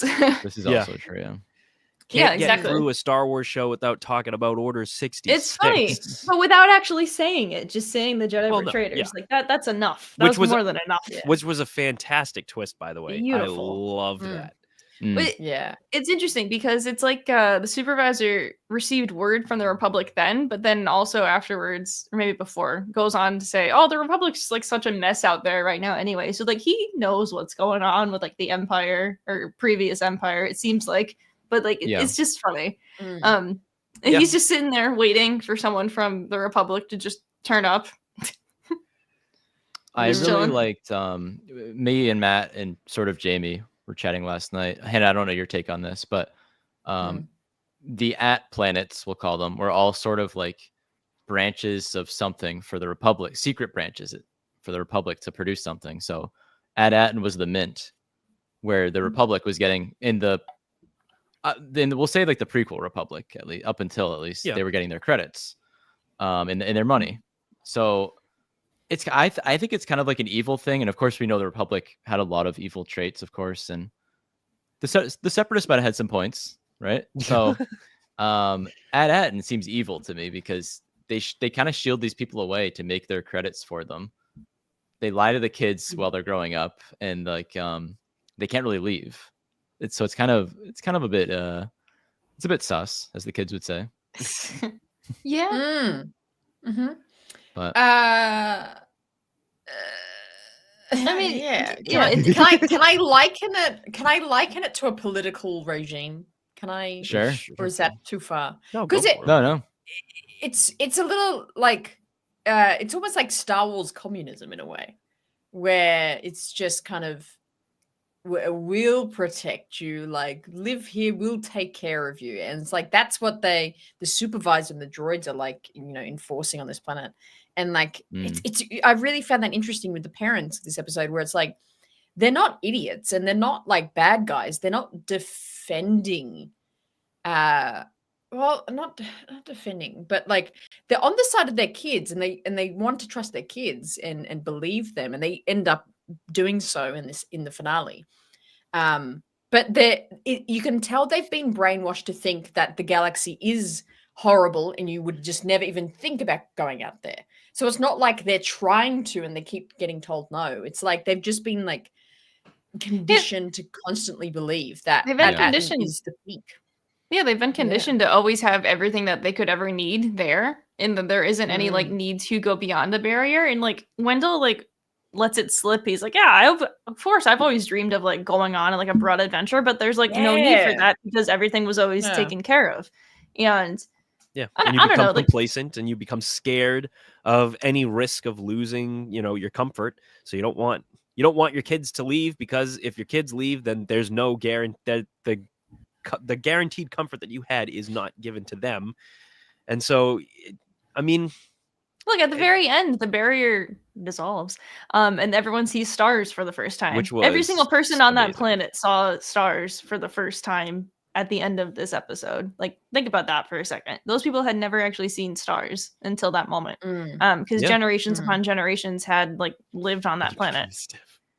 Yeah, It really a did. good But way to put it, Chad. Wendell really loosened up though with that hover bike ride. That was awesome. That's all you Love need to that. do. You need to take, Yeah. you need to take your daddy-o on a bike ride, and he's all set. He's good to go. That was To me lighten at Celebration Anaheim, Star Wars night. I was like feeling a little like meh that day, remember? Yeah. And then we went on Hyperspace Mountain, and I was literally like Wendell, like, whoo, there we go. Hyperspace Mountain will do that to you, dude. Oh yeah, it's a fix. Getcha. It'll Oh, yeah. get you. Oh, Happy anniversary, Space Mountain in general. Oh, So is it? yeah, Oh, it's there like you the big anniversary recently for it. Wow. I forgot what I was gonna say. Oh, the hover bike sequence. What do Let's you talk know? about the hover bike sequence really quick. So I Yeah. loved that Wendell had his like moment of not necessarily proving to his son that he's cool, but just like proving to his son that like he gets where he's coming from, and that his son should feel comfortable like trusting him back as well. And yeah, I just love how like they had like the moment of like connection like along the way of it. Really, pretty much had to prove himself and make him a little bit cool. And then the fact he drops the nerdiest thing ever of I'm a level 7 systems coordinator, and Wim looks at him with the biggest smile, and he is so proud of his dad for his super nerdy job. And Like that's his moment. like That's what it's all about. come on, like that's perfect. So Yeah. cool. But everything with the hover bikes, it was super ET. Like they even Oh, have yeah, like yeah, the yeah. shot that's like literally like the moon in the back, well, like the sky in the background, but the moon in the background of Yeah. everyone just like jumping, and it was so cool. We get to see Kylo Ren again. Oh, Brent Yes. just mentioned that Yes. actually. Yes. Kylo Jr. Kylo Jr. Yeah. Yeah. No Thanks no for the words bike. were no words were said, just took the bike. That's got to be the funniest scene of this finale, to be honest. For the first like 4 seconds, I thought it was Timothy Chalamet, and I'm like, that's a weird cameo. What a cameo. And then yeah. I'm like, oh no, this is the kid that Fern wanted to like bike a race against or something. Yeah. But yeah. Speaking of cameos, no big cameos. This entire show, Mm. not a single, except for Vane. No Hondo. Not a Except for single Vane. other recognizable character from any other Star Wars anything was shown in this, And I love this that. entire And we didn't need it. There's episode. absolutely Yeah. nothing wrong with that. Yeah. In this Like, season Mm. was complete 100% original characters, except for Vane, and that barely counts. I like that he was Vane. nothing too. He was a good like just He counts Sidekick. in my heart. he They- counts in my heart They as kept well. propping him up like he was going to be like the main villain, and I was Dude. really they worried. did. They I was really worried did, because I didn't did they? not want him as the main villain. Hey, we had Brutus though. Oh, We had stupid ass Brutus. Don't even get me started. Hannah, what's your take on Brutus? R.I.P. That What's is my take on him. Brutus? Big fart.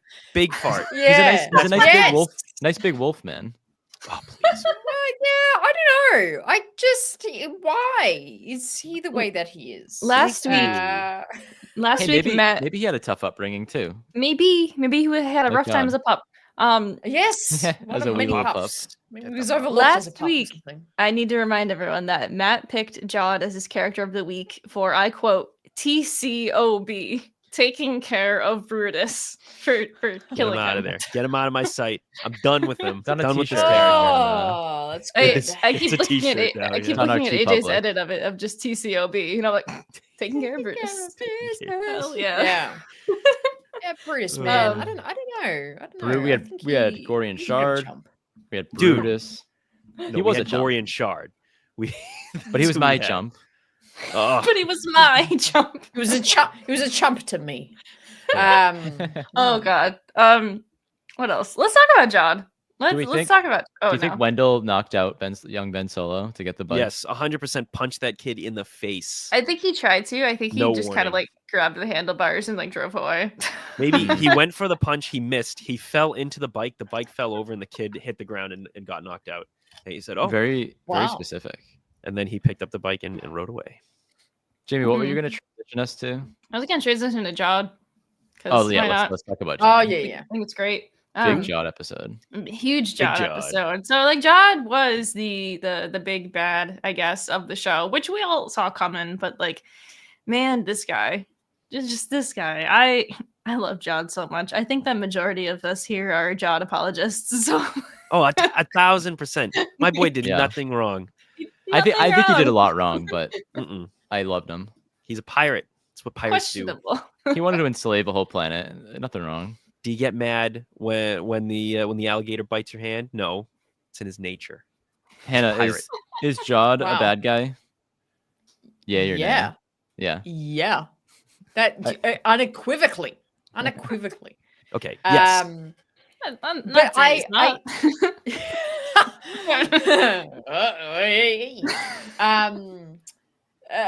What was the final scene with Jod though? Like you mentioned, I think Jamie you mentioned it before of like the scene where he's like looking out the window, and the expressions that are on his face is so interesting. Like I had like I mentioned, I had like a rewatch of it this morning. I actually just went back to like go over that scene, that like 6 seconds of him like. He like looks down and he thinks, and then he looks up and he kind of smiles, and then he's like frustrated again. Like he goes through so many emotions in that scene, and it's really hard to read into what he's thinking there. But that's kind of the fun of it, because it's like is he thinking is he thinking that he's gonna continue to take over, or is he gonna like relinquish his fate, or is he happy the pirates die so then he can like be the supervisor? Like there's so many elements here in that scene that he has that I really scheming liked. so much. Yeah, that last shot of him, he's just scheming so much, but he's also just like low key so proud of the kids at the same time because he's like, you know what? Honestly, yeah, he's like, I'm glad that like that happened for them, but he's also just he's scheming, trying to figure it out. and That's Wim- he's like so mad when he thinks KB died. Like, and Yeah. he's mad Oh, yeah. when these kids keep doing things where he's like, I really don't want to hurt you guys. He Will doesn't you want to kill stop kids. this?" Yeah. And that I he have to didn't say, kill any of them. that is so much better than 90% of Star Wars villains. 90% of Star Wars villains kill kids. This guy doesn't want to kill kids and doesn't kill kids. That's why I'm like, nah, he's cool. Jod's cool. I mean, he's still bad, but yeah, Oh, he's yeah, not yeah. he's not I'm full not on denying bad. he's- Of He's course. bad. He's not the worst. No, he's not the worst. He doesn't want to take over a whole galaxy and use No, just force planet. lightning. Not yet. Not yet. That's the next one. That's the villain in the Rey movie. That's gonna be Yeah. Jod. There's more evil Jod. Evil, pissed off Jod. I like the moment when Wim yells out to Jod as they're leaving, almost like, Yeah. I "Okay, know. come with us." Heartbreaking. Because they I mean, they do still care about him, and he still cares about them. So Kids are kids, and the kids are always going to see like the good in him as well. Because like Jod did have like the heart to heart with Wim at one point in time, even though it was a little dicey. But Wim at the same time was just like, you know, he means well, even though it didn't pan out. This is why Wim is like extra Luke coded. Like Wim is basically just Kid Luke. Because even after everything, even after Jod almost takes over his entire planet, threatens to kill his parents, almost Yeah. kills him like multiple times, Wim still reaches out to him and is like, "Come with us, Jod." Like, well, because Are he you tells- sure? I mean, The it most feels. im- Go ahead. I was gonna say maybe the most important reveal in this episode was his little backstory there, which I don't think we've talked I about know. yet. No, Hmm. And yeah. that's All right, that- ready? that really won So- more of us over Interesting. and won Wim over, of course. So Loved this. he had a Okay, tough so upbringing. one note before the backstory even is this was the first episode and the only time that Jod referred to himself as a Jedi, and he tells the supervisor he's a Jedi. Yeah. And he never was a Jedi. I think Never that's felt really Jedi, important. Jedi. Super important, because all Jod says is that when he was about Wib's age, he's like, when I was a kid like you, I was in a hole and I was like starving. That's all I cared about. And then a scraggly Jedi found me looking really battered and worse for wear. She Yeah. who, we don't know who, taught a few small things to him, and then she was hunted down and they made him watch her get executed. So this means that Jod was just a little kid, and then some Order 66 survivor found him, and then Inquisitors found her and killed her, and then they Yeah. saw him and were just like, yeah. Yeah, right. That's Which it. is shocking. Yeah, I don't know if I it was mean- Inquisitors. You think it was What? Inquisitors? Well, who do you think it Inquisitors was? would- Inquisitors would never let a force sensitive child. I mean, ever. depending on who the Inquisitor was, Yeah, they were people get probably just away. like, whatever. them Inquisitors are killing that kid 100,000%. Well, or I think taking he- him I in think to he just got become an away. Inquisitor. I think he Maybe. just got away. I mean, like, He probably just looked like a bum, or I don't know, like they're like, it this was kid, Jod. not a Jedi. Who's this? They try to like gauge where he was in the Force, and they're like, nah, this guy's Yeah. out of here. They messed up. Yeah, I don't know. I like the idea of it being just someone we don't know. Why not? I don't think it was make it something- clones. Because I think it was later. It's much later. Yeah, I think it's super important that Could've been Jod clones. said that the Jedi who found him was looking worse for wear and like looked like really ragged and whatnot, and so it was Yeah. definitely some Order 66 Yeah. survivor who found him. So It was that being Wolf. said, this that means that Jod is pretty much like Ezra with a receding hairline and kind of evil. Yeah. What and- about Ezra? That's pretty Ezra much would what Jod be so is. He's Ezra, but with a not as much force sensitivity and a receding hairline, and maybe like 10 years older. So Hello, Phil. I love Phil. We Thank love you. our Jolly Absolutely. SM33. Thank you. Wow. We love We it. don't know if you were behind it, but if you were in some way, shape, or form, thank you very much. Thank you. Thank you. Extend our thanks. Yeah. All right. And thanks for joining. Thanks for joining the stream, of course. yes. But that's a good comparison, Jamie. I liked that. Yeah. He's basically what happened. So- He's basically Ezra, but like with the bad ending, where I Kanan have died. two thoughts. Mm. I have two thoughts about that actually. This is something I was thinking about last night at great length. Bear with me. So Jod Okay. is pretty much like Ezra. Sorry, start over. Jod is pretty much like Ezra, but Jod is obviously a little bit older. He has a receding hairline, and he's like a bit more evil and not as much like force sensitive. So like I like that comparison closest wise. But on the flip side, the reason I think not that bad. I personally like Jod as much as I do is because this clicked in my head last night. Jod is pretty much Kanan if Kanan did not find Hera. So he's both Ezra and Kanan. Yeah, Mm. yeah. No, that's pretty good. But like less Yeah. like Jedi overall. Although, yeah, because although he's force Kanan sensitive, was but just like less. fully Kanan obviously trained had almost. like training, but like I like was thinking about that last night, and I was like, oh my god, this is why I actually liked this character that much. It's my favorite. Yeah. Like There I you was go. like, You're, oh you're my a real God. Jod apologist. I love it. It's so oh good. god, it's with a so receding bad. hairline. Brent With the receding full on hairline. agrees. Hey, that hairline has Yeah. been receding for 20 years. I watched The Holiday this Christmas, 2005, Jude Law. Dude, he's had Man. the same hairline for 20 years. It just- stopped. So It good. Yeah, it retreated. stopped. It found a Yeah, nice yeah. spot, and it was like, I'm done. I And love you know what? I Jod give it credit. so much. Like Oh, it's Jod was ridiculous. fantastic. Jod's the Jude Law, best. Yeah. Jude Law's always great. This Jude Law is is so one of my well. favorites. Yeah. He's one of my favorites. Yeah, he's he's so great. good. And Probably I my favorite Jude Law role. And God, he I got wanna lost in this see- role. It's so good. I really want to see Mhm. more Jod in some way, shape, or form. 100%. He got away. I mean, he might get like booked I by think- the New Republic. What do we think is going to There's happen? no Actually, with way Jod? If he- the New I Republic think can he- hold him Mm. down. I got one for you. He gets Okay. booked. They throw him on that Corvette or whatever, and they put him in the brig.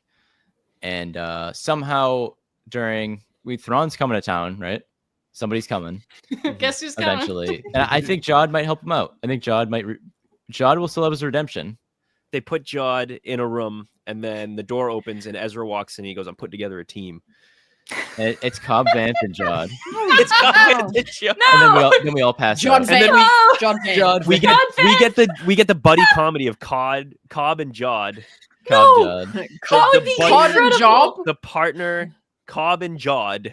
Whew, that's hard to say. That would be Yeah, yeah. incredible. Cause like you know how The much Cobb side eye job. like Cobb Vanth would give like Mando. Like remember like the first like episode with Cobb Vanth and like Mando is like talking to like the Tuscans and like Cobb's literally just like, oh my god, what is going on? Like that, but to Jod. Like I just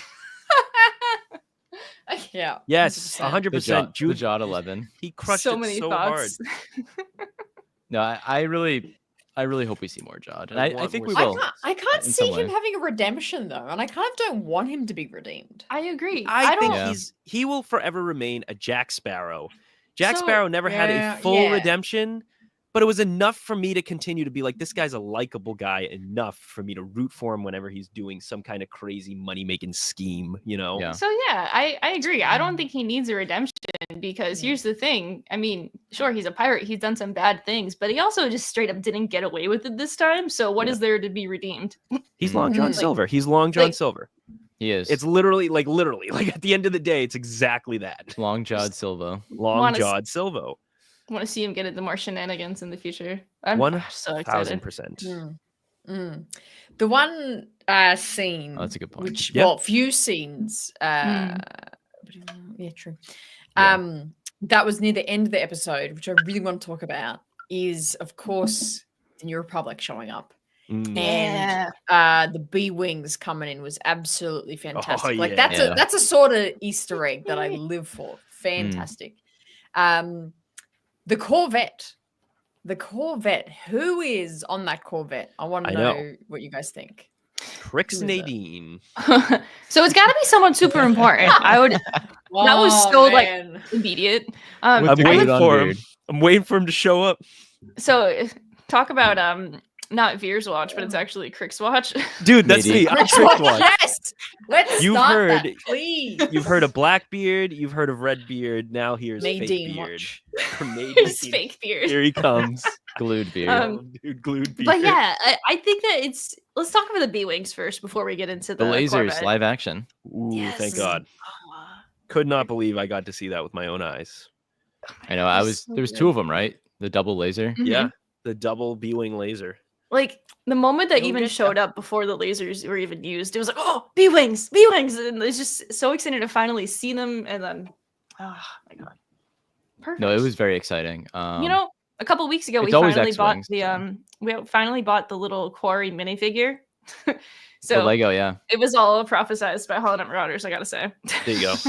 Hmm. He had his moment. Every We time we did. buy a Lego, though, like it like blows up the next week. So hopefully Corey's all right. Yeah, true. That's how many ships have that? Hey. Oh, Someone needs to Photoshop Unbelievable. Corey's head onto like the Leo DiCaprio. Pointing at playing the at the screen. TV. Yeah, yeah. That'd be great. We need that. There it is.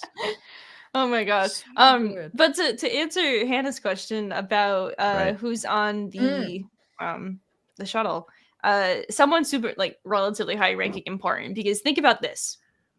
Kim was the reason that they showed up in the first place, right? So like KB breaks the barrier, gets the message out and says, "Hey, I need help." And Kim's like, "Yeah, I can get you someone there immediately." So that means that Kim has a contact who is available at the drop of a hat.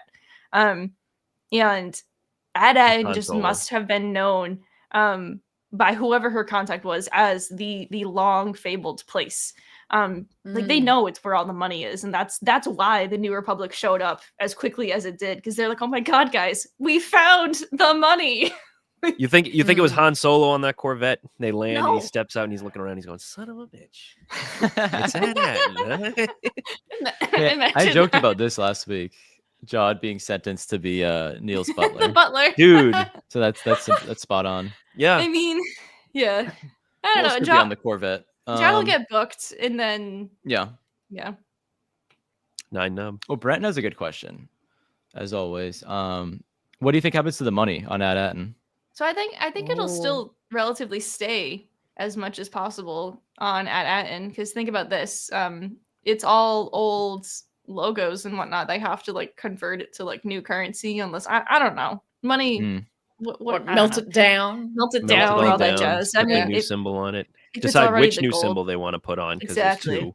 I Yeah. don't know. I think that they'll all just leave it on Ad-Atten, and it'll just be Republic funds, and then the New Republic will just try to fortify as much as possible to actually protect it. It's a lot So- of money, though. It's like Exactly. how many vaults were there? 1,000 something? 1,139. Oh my god, Right on. that's so Right on. That's so many. It's a lot. It's a Yeah. lot. That's so many credits. I wonder what one credit is worth to like a US dollar or an Australian dollar. I wonder A what lot. that conversion is. It had to Like have been 10 a lot $10. because, like, Whoa. the pirates were like crapping their breeches about it when the kids showed them on Port Borgo. Their So breeches. sorry. Yeah. Arr, Yeah. crapping me breeches. Arr. Yeah. Isn't Oh, it yeah. britches? It is I- breeches. Hey, Crapping excuse me. breeches. Sometimes I just crapping can't pronounce words breeches. properly. All right. No, I You like just- that yeah, better though. You know said what it. they should have done in You this said it show? with the pronunciation. Oh, sorry, Hannah. Yeah. Yeah. No, you're good. Speaking of random pirate things, that they should have made a Star Wars version of scurvy and just called it like Murvy sickness or something. Ooh, Or Murphy. like pervy. Oh, wait, Or- no, not pervy. No, not that. Not that. Excuse me, Spurvy. Spurvy? That doesn't sound good either. Lurvy. Let's something. yeah. Space scurvy. And it's cured by Melu runs. There you go. That's it. Yeah, There you yeah, go. yeah. Yeah, that's it, Citrus Gotta eat to your Melu cure runs. Yeah. scurvy. Not as bad as like what is That's that why they always disease? keep them on the Bloodburn? the We don't ghost. want that. Oh, Yeah. that's You know what? It can still be scurvy. Let's just call it like, I don't know, Space hyperspace scurvy. scurvy. But Now I know why you um, said spurvy. It still doesn't Maybe work. that's what. No, yeah, that's what exactly. Vern has. Maybe that's what Vern has. Maybe. Space scurvy. Yeah. maybe, yeah. maybe. No, there's She no just Maybe I needs cure to know for eat that one one. piece of citrus in her One life. thing and you- you're all good. Yeah. One thing you wanted to talk about, Jamie, was and Mick mentioned it earlier. We talked about it a little bit, and I think it was one of the coolest parts of the episode was the kids all doing a separate job Yes. to help win this battle. Yeah. So Yeah, good, I mean, so good. something that's like been built up this entire season has been each kid has like learned how to do something super specific to like work with each other in general, and then just like it's the kind of thing, it's just like set up so well, you're like, all right, I know that's going to be like a payoff like later in the episode. Like the biggest one is like Neil learning that there's the turret mounted on top of the school, and it's like, oh, well, when they get back home, he's definitely using that turret when he gets back. Yeah, I'm glad he did. Well, I mean, he mentions it in the episode. He's like, I wonder if our school had that. Yeah.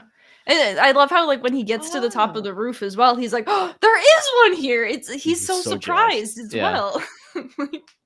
Yeah, KB uses the piloting skills and the skills she got from, just fixing things on the ship.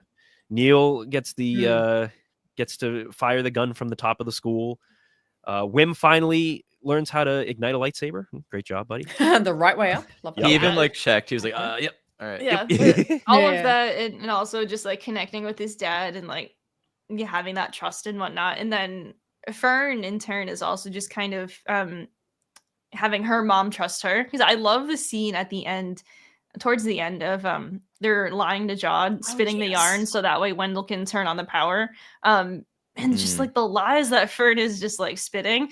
Far is literally just like, who are you? Like sitting in the back. She has no idea that her daughter is this capable of like lying. It's beautiful. Well, that was the thing. I mean, she really comes out of her shell in front of her mom, because before like she's not. She pretends to be somebody she's not in front of her mom. Yeah, I really love that Farah just like until the very end, it just cannot possibly follow along with any of this. She's just terrible. every single thing. It's like, don't do that. I can't follow this. It's like, Jesus, just play along, lady. What are you doing? The stiffest of the stiffs. Come on. Yeah. We thought Wendell was the big stiff. Yeah. I know. Yeah. Oh my God. He was big stuff, but he just needed like his son to be like, no, Dad, like, come on, open your eyes, like, please. And He like just that needed a bike ride. literally just like smack some sense into We him. needed to take Farah on a bike ride. She got an elevator ride, but that's not a big deal. She's done that before. She's definitely met the supervisor in the past. The one line that I super love and I'm just obsessed with is when Fern is talking to her mum and saying, like, don't fear the galaxy, like, there's darkness everywhere, but everywhere we went and everywhere you can go, you find good people in it that will help you. That beautiful. Like the way that Star Wars can wrap itself up in like a one character's like line of dialogue is like such a quintessentially Star Wars thing. So I super love that line. I just keep thinking about it. I'm like, that's so good. Like, it just it rips it up. And it's so true. Well, yes. All you have to do is just think back. You think back at Port Borgo when the woman from the the place, the dancer was goes like, up to them and is just like, you guys, are you guys okay? Like, do you need help? Like, don't do that. Don't tell people you're from Ad-Atten, blah blah blah. Or when they go to the spa and they meet Cathalops, like literally every single place they go, they encounter a friendly person who helps them when they need it. Time. Exactly, he smashes the thing and he lets them in. Story. Yes. Exactly. And that's and you're right. That's probably the best line in the entire show, and probably one of the best lines in modern Star Wars. It's absolutely beautiful. It's an instant classic. It's such a fantastic theme throughout the entire show. Just awesome. I love how going off of that as well is like they found good people like throughout the galaxy, and like there was so much the entire season of people consistently telling the kids Jod's not to be trusted. He's not to be trusted, and it was a lot of the kids had to learn that themselves before they actually like made the decision, which I loved how they didn't just trust one person. And like, sure, they trusted Jod, but then Jod proved that he can't be trusted. And it took the kids a while to figure that out. And then going back with like Kim immediately when they first meet her, she's like, oh, if you guys have any trouble, give me a call. And these kids are like, okay, we don't really know you, but thank you. But then they see the X-Wings that first time, and then they see them again on Lanupa. So it's like, okay, maybe that bird lady actually was telling the truth, and this is like actually something we should like act on. And so by the time it comes down to it in the last episode, it's just like, oh, we can call that one random person we know. No, they've seen X-Wings twice at that point. So they're like, okay, this is like something serious that we can rely on. And I like that of how And I love how Wim do just your research he and make keeps your own calling them decisions. the good guys. He keeps calling the Yeah. X-Wings Yeah. the good guys. Like Yeah. They that's the don't- main thing. They don't know it's the Republic until like later on. I mean, that's Yeah. what Kim says back to KB. Because KB specifically asks for the X-Wings because she doesn't know what else they are. And Kim's like, "You want the New Republic? Two flaps away. Yeah. Yeah, I love that. 2 flaps. 2 flaps." Which is great because They'll be there like- in 2 flaps.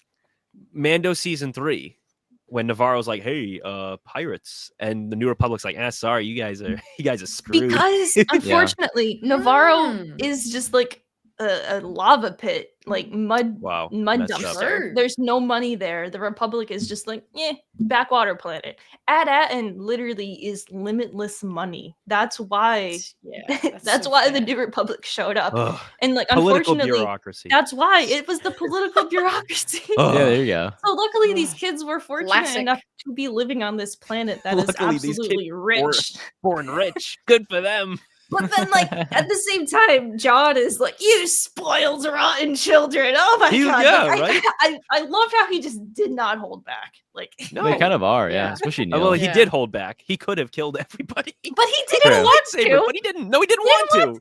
He didn't did not want want to. to. So And he that's didn't. I cling to that because that is a redemption in my eyes. You threaten somebody with a lightsaber, and then later on it's revealed that you actually didn't want to use it, and you don't use it.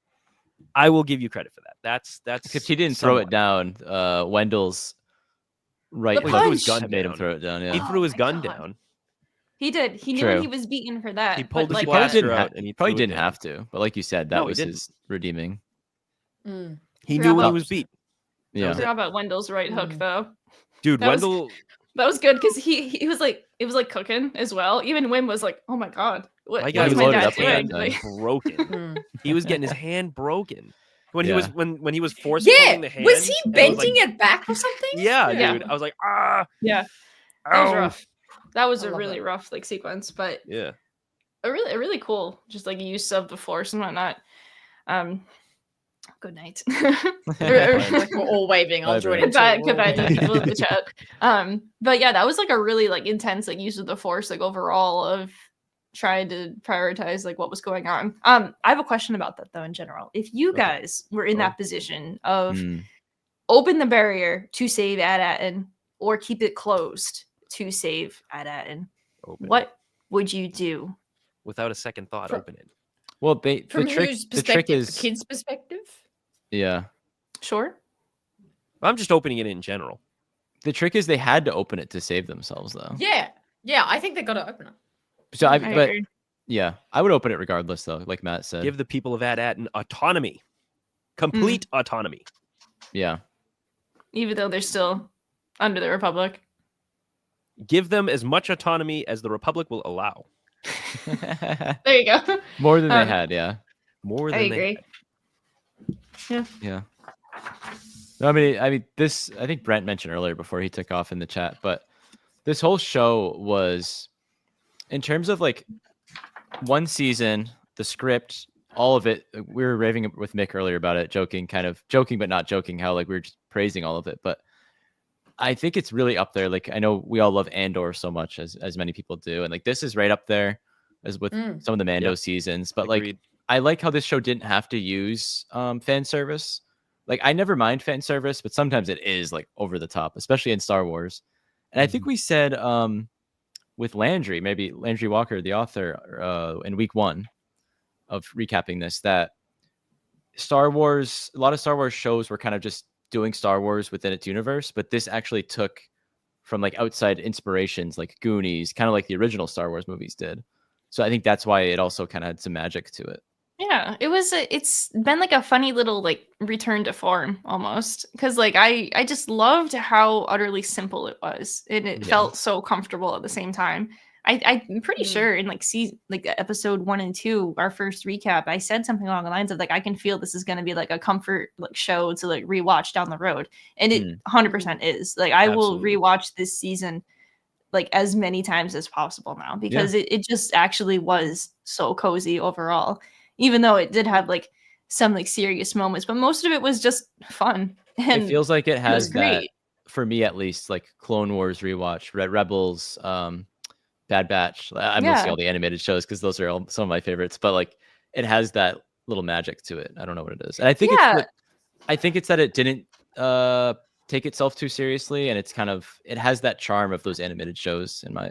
And like for me, it was gorgeous, and there was like really like grandiose like things, but at the same time, it wasn't like overly grandiose of like, oh my god, here's like the most like ridiculous thing you've ever seen. Like, sure, like the ship like shedding the outer layer was like awesome. That was a really cool moment. The visual of the pirate ship approaching through the barrier, Brotherhood of Steel style, I absolutely was hooting and hollering. That was just so cool. But like, this show was not grandiose, but it doesn't have to be. And I think that's why it worked.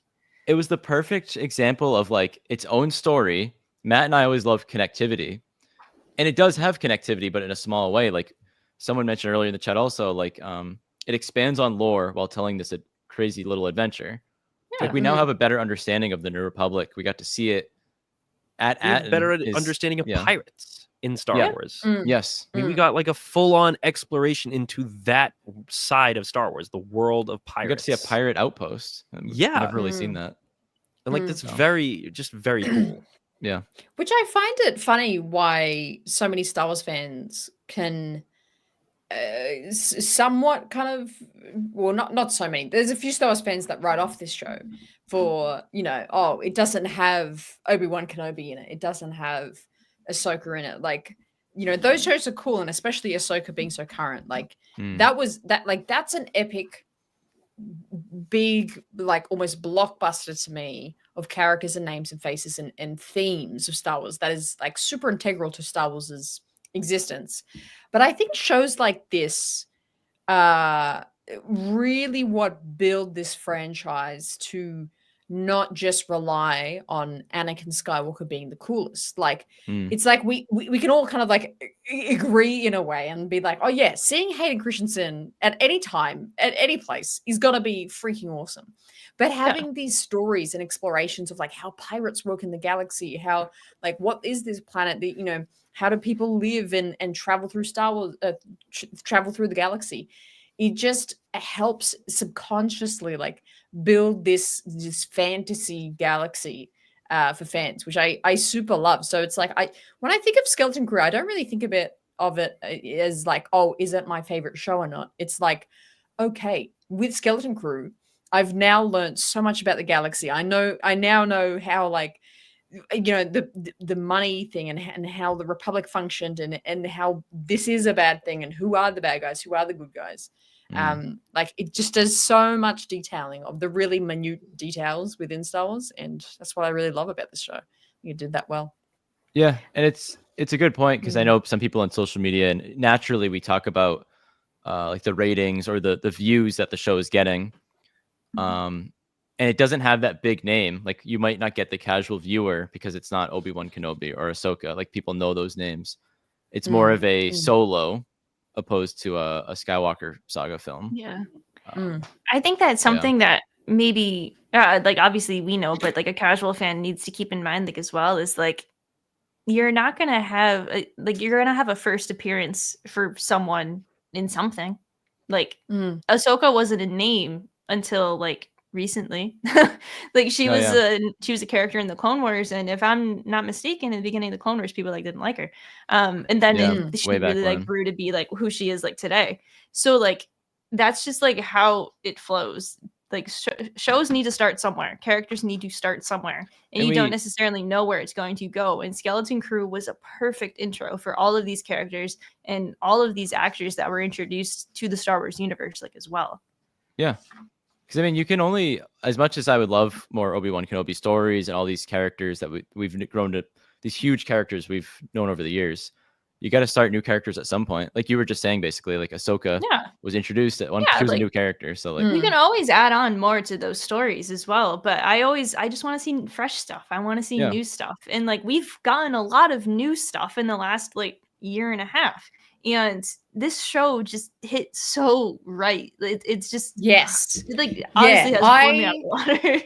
I can really see, which I'm kind of surprising myself with this opinion because it really wasn't like same with you, Jamie. Like I wasn't super like, oh, this is the show for me before it came out.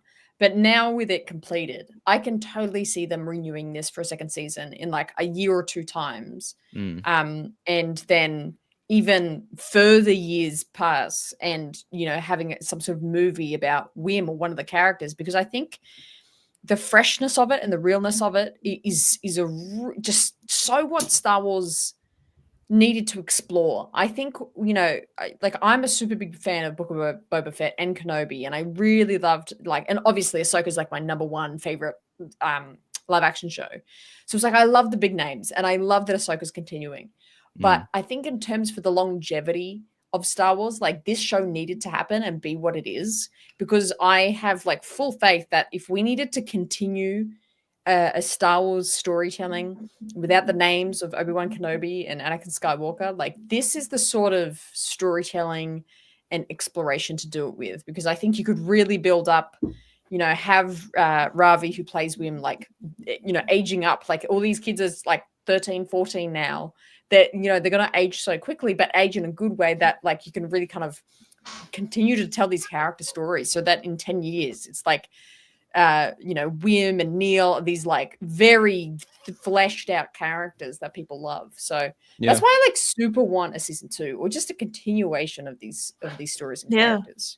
I think that there's been like some like just like thoughts out there from the showrunners that they have like thoughts in mind of what they want to do for season 2, and they have already in mind know that the kids are going to be more aged up, so it's not going to be like Stranger Things style where it's like immediately after. So it will be slight time jump of like, all right, kids have grown up a little bit and we're accounting for that. And I would just love to see that. Just give them shows always. This is so funny. Shows always like hit their stride in like a season 2 and they actually start to like grow more. But this was such a strong season 1 of something as well. Like it's a bold statement, but it probably was one of the strongest like season 1s like of a show out there. Yeah, like, definitely. It really is. Yeah. I like Jason's point about things like Kenobi.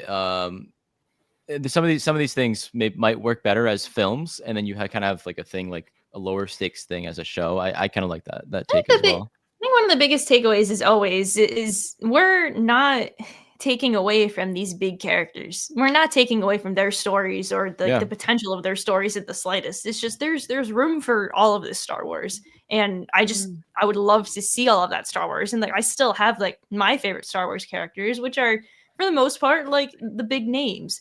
But there's also like I love Cobb the stories. Cobb Band, like not a big episodes name. Of things. But no. Senator Chuchi. Senator Chuchi, yeah. So like we have like our favorite like glup shadowy characters, right? But then we also have like our favorite like big names. Like Obi-Wan has always been one of my like all-time favorite characters, and like I love his series and everything as well. But we have room for all of these other shows, and I just hope that Skeleton Crew gets the chance to continue their story. Yeah, I do admit, because both Skeleton Crew and The Acolyte, the creators said that season 1 could be like a full story. You'd be satisfied at the end, all set. With The Acolyte, I was very sad that it was not getting a season 2, because I felt that there was more at the end of that show. There was a lot at the end that was not wrapped up, that needed to be fleshed out more. With Skeleton Crew, and I'm not saying I want this because I don't, but if this was it, I would be just very happy with this. I would be insanely happy with just the one season, with the ending we got. I don't think there needs to be more, but God, do I want more. I agree. At least for the kids, like we could just keep the kids at peace. Yeah, like, I mean, we talk about Wim going to be a fighter pilot, but I don't want like throwing the kids in the army all of a sudden. Like we don't. Well, I definitely don't. I want more Jod, and like a spin-off would be cool. I would love, a little Jod off, a little spin Jod. I don't know which one sounds better. They both sound sexual. I'm just gonna stop.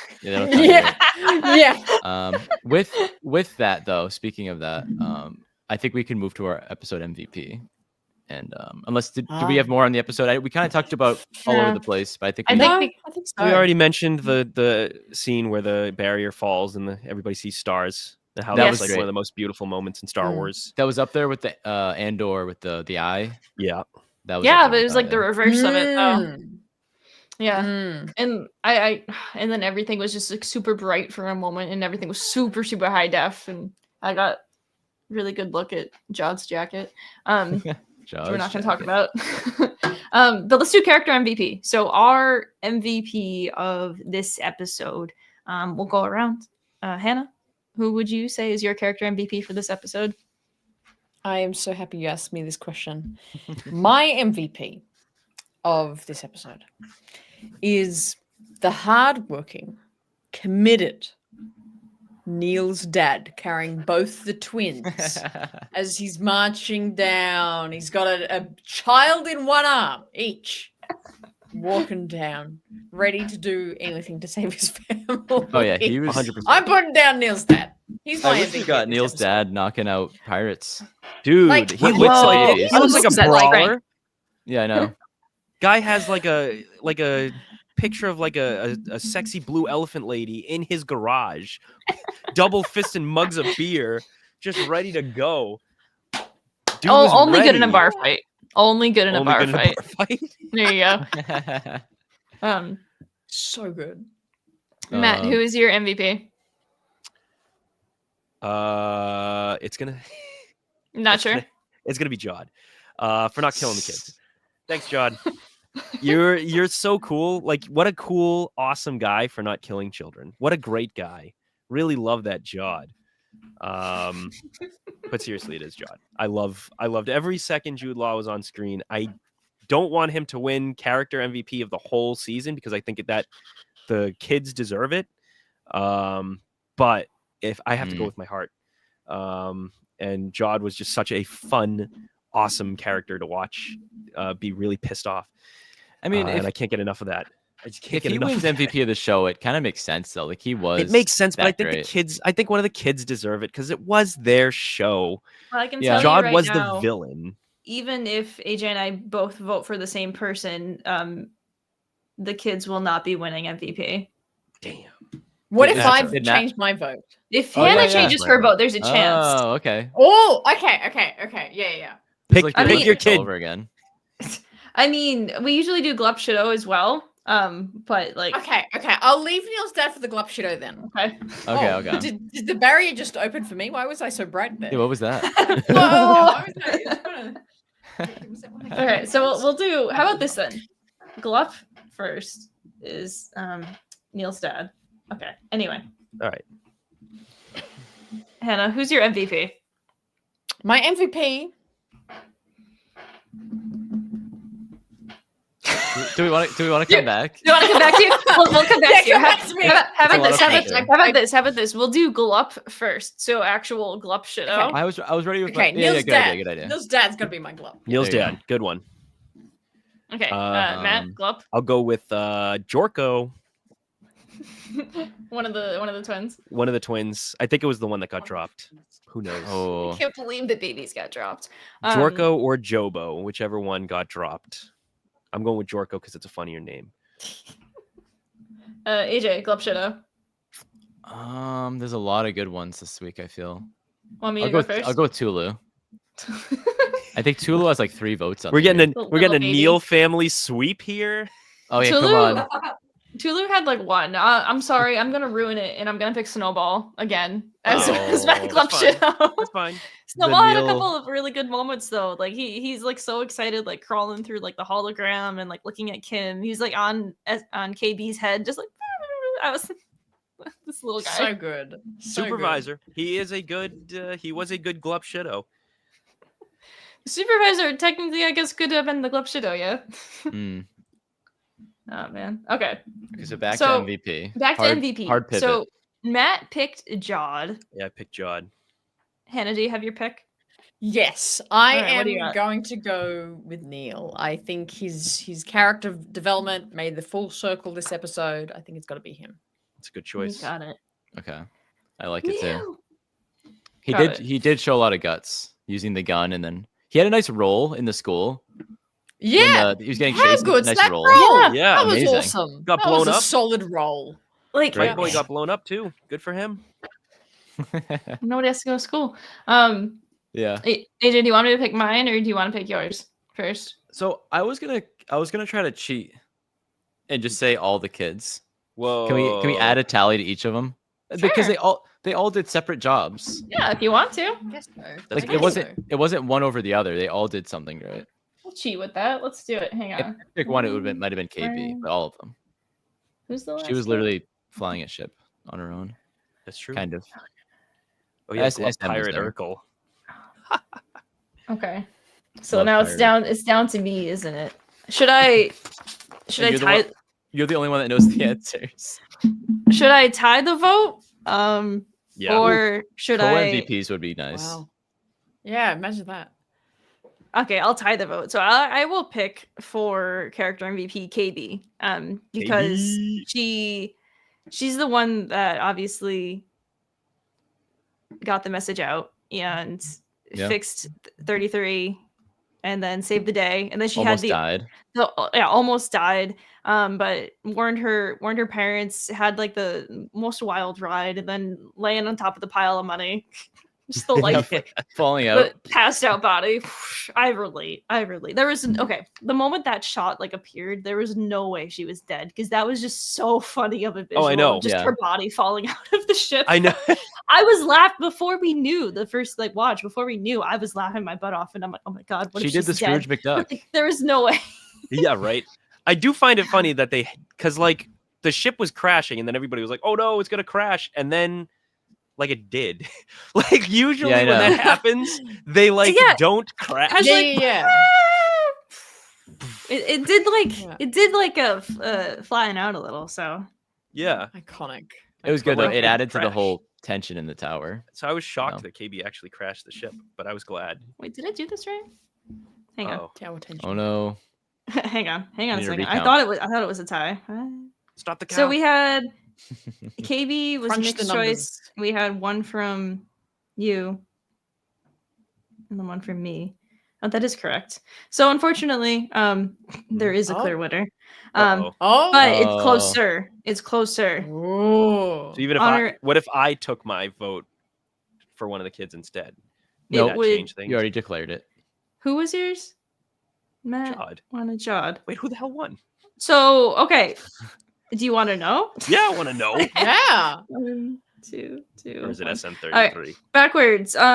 Backwards. Number 3. Sorry. Third bronze medal. Huh? One, Hang on. Numbers me. Why am I doing this? I can't even count. Or let's riff Um, while win. she's Number 3 bronze medal was SM33 with Hey. 7 votes Whoa. this season.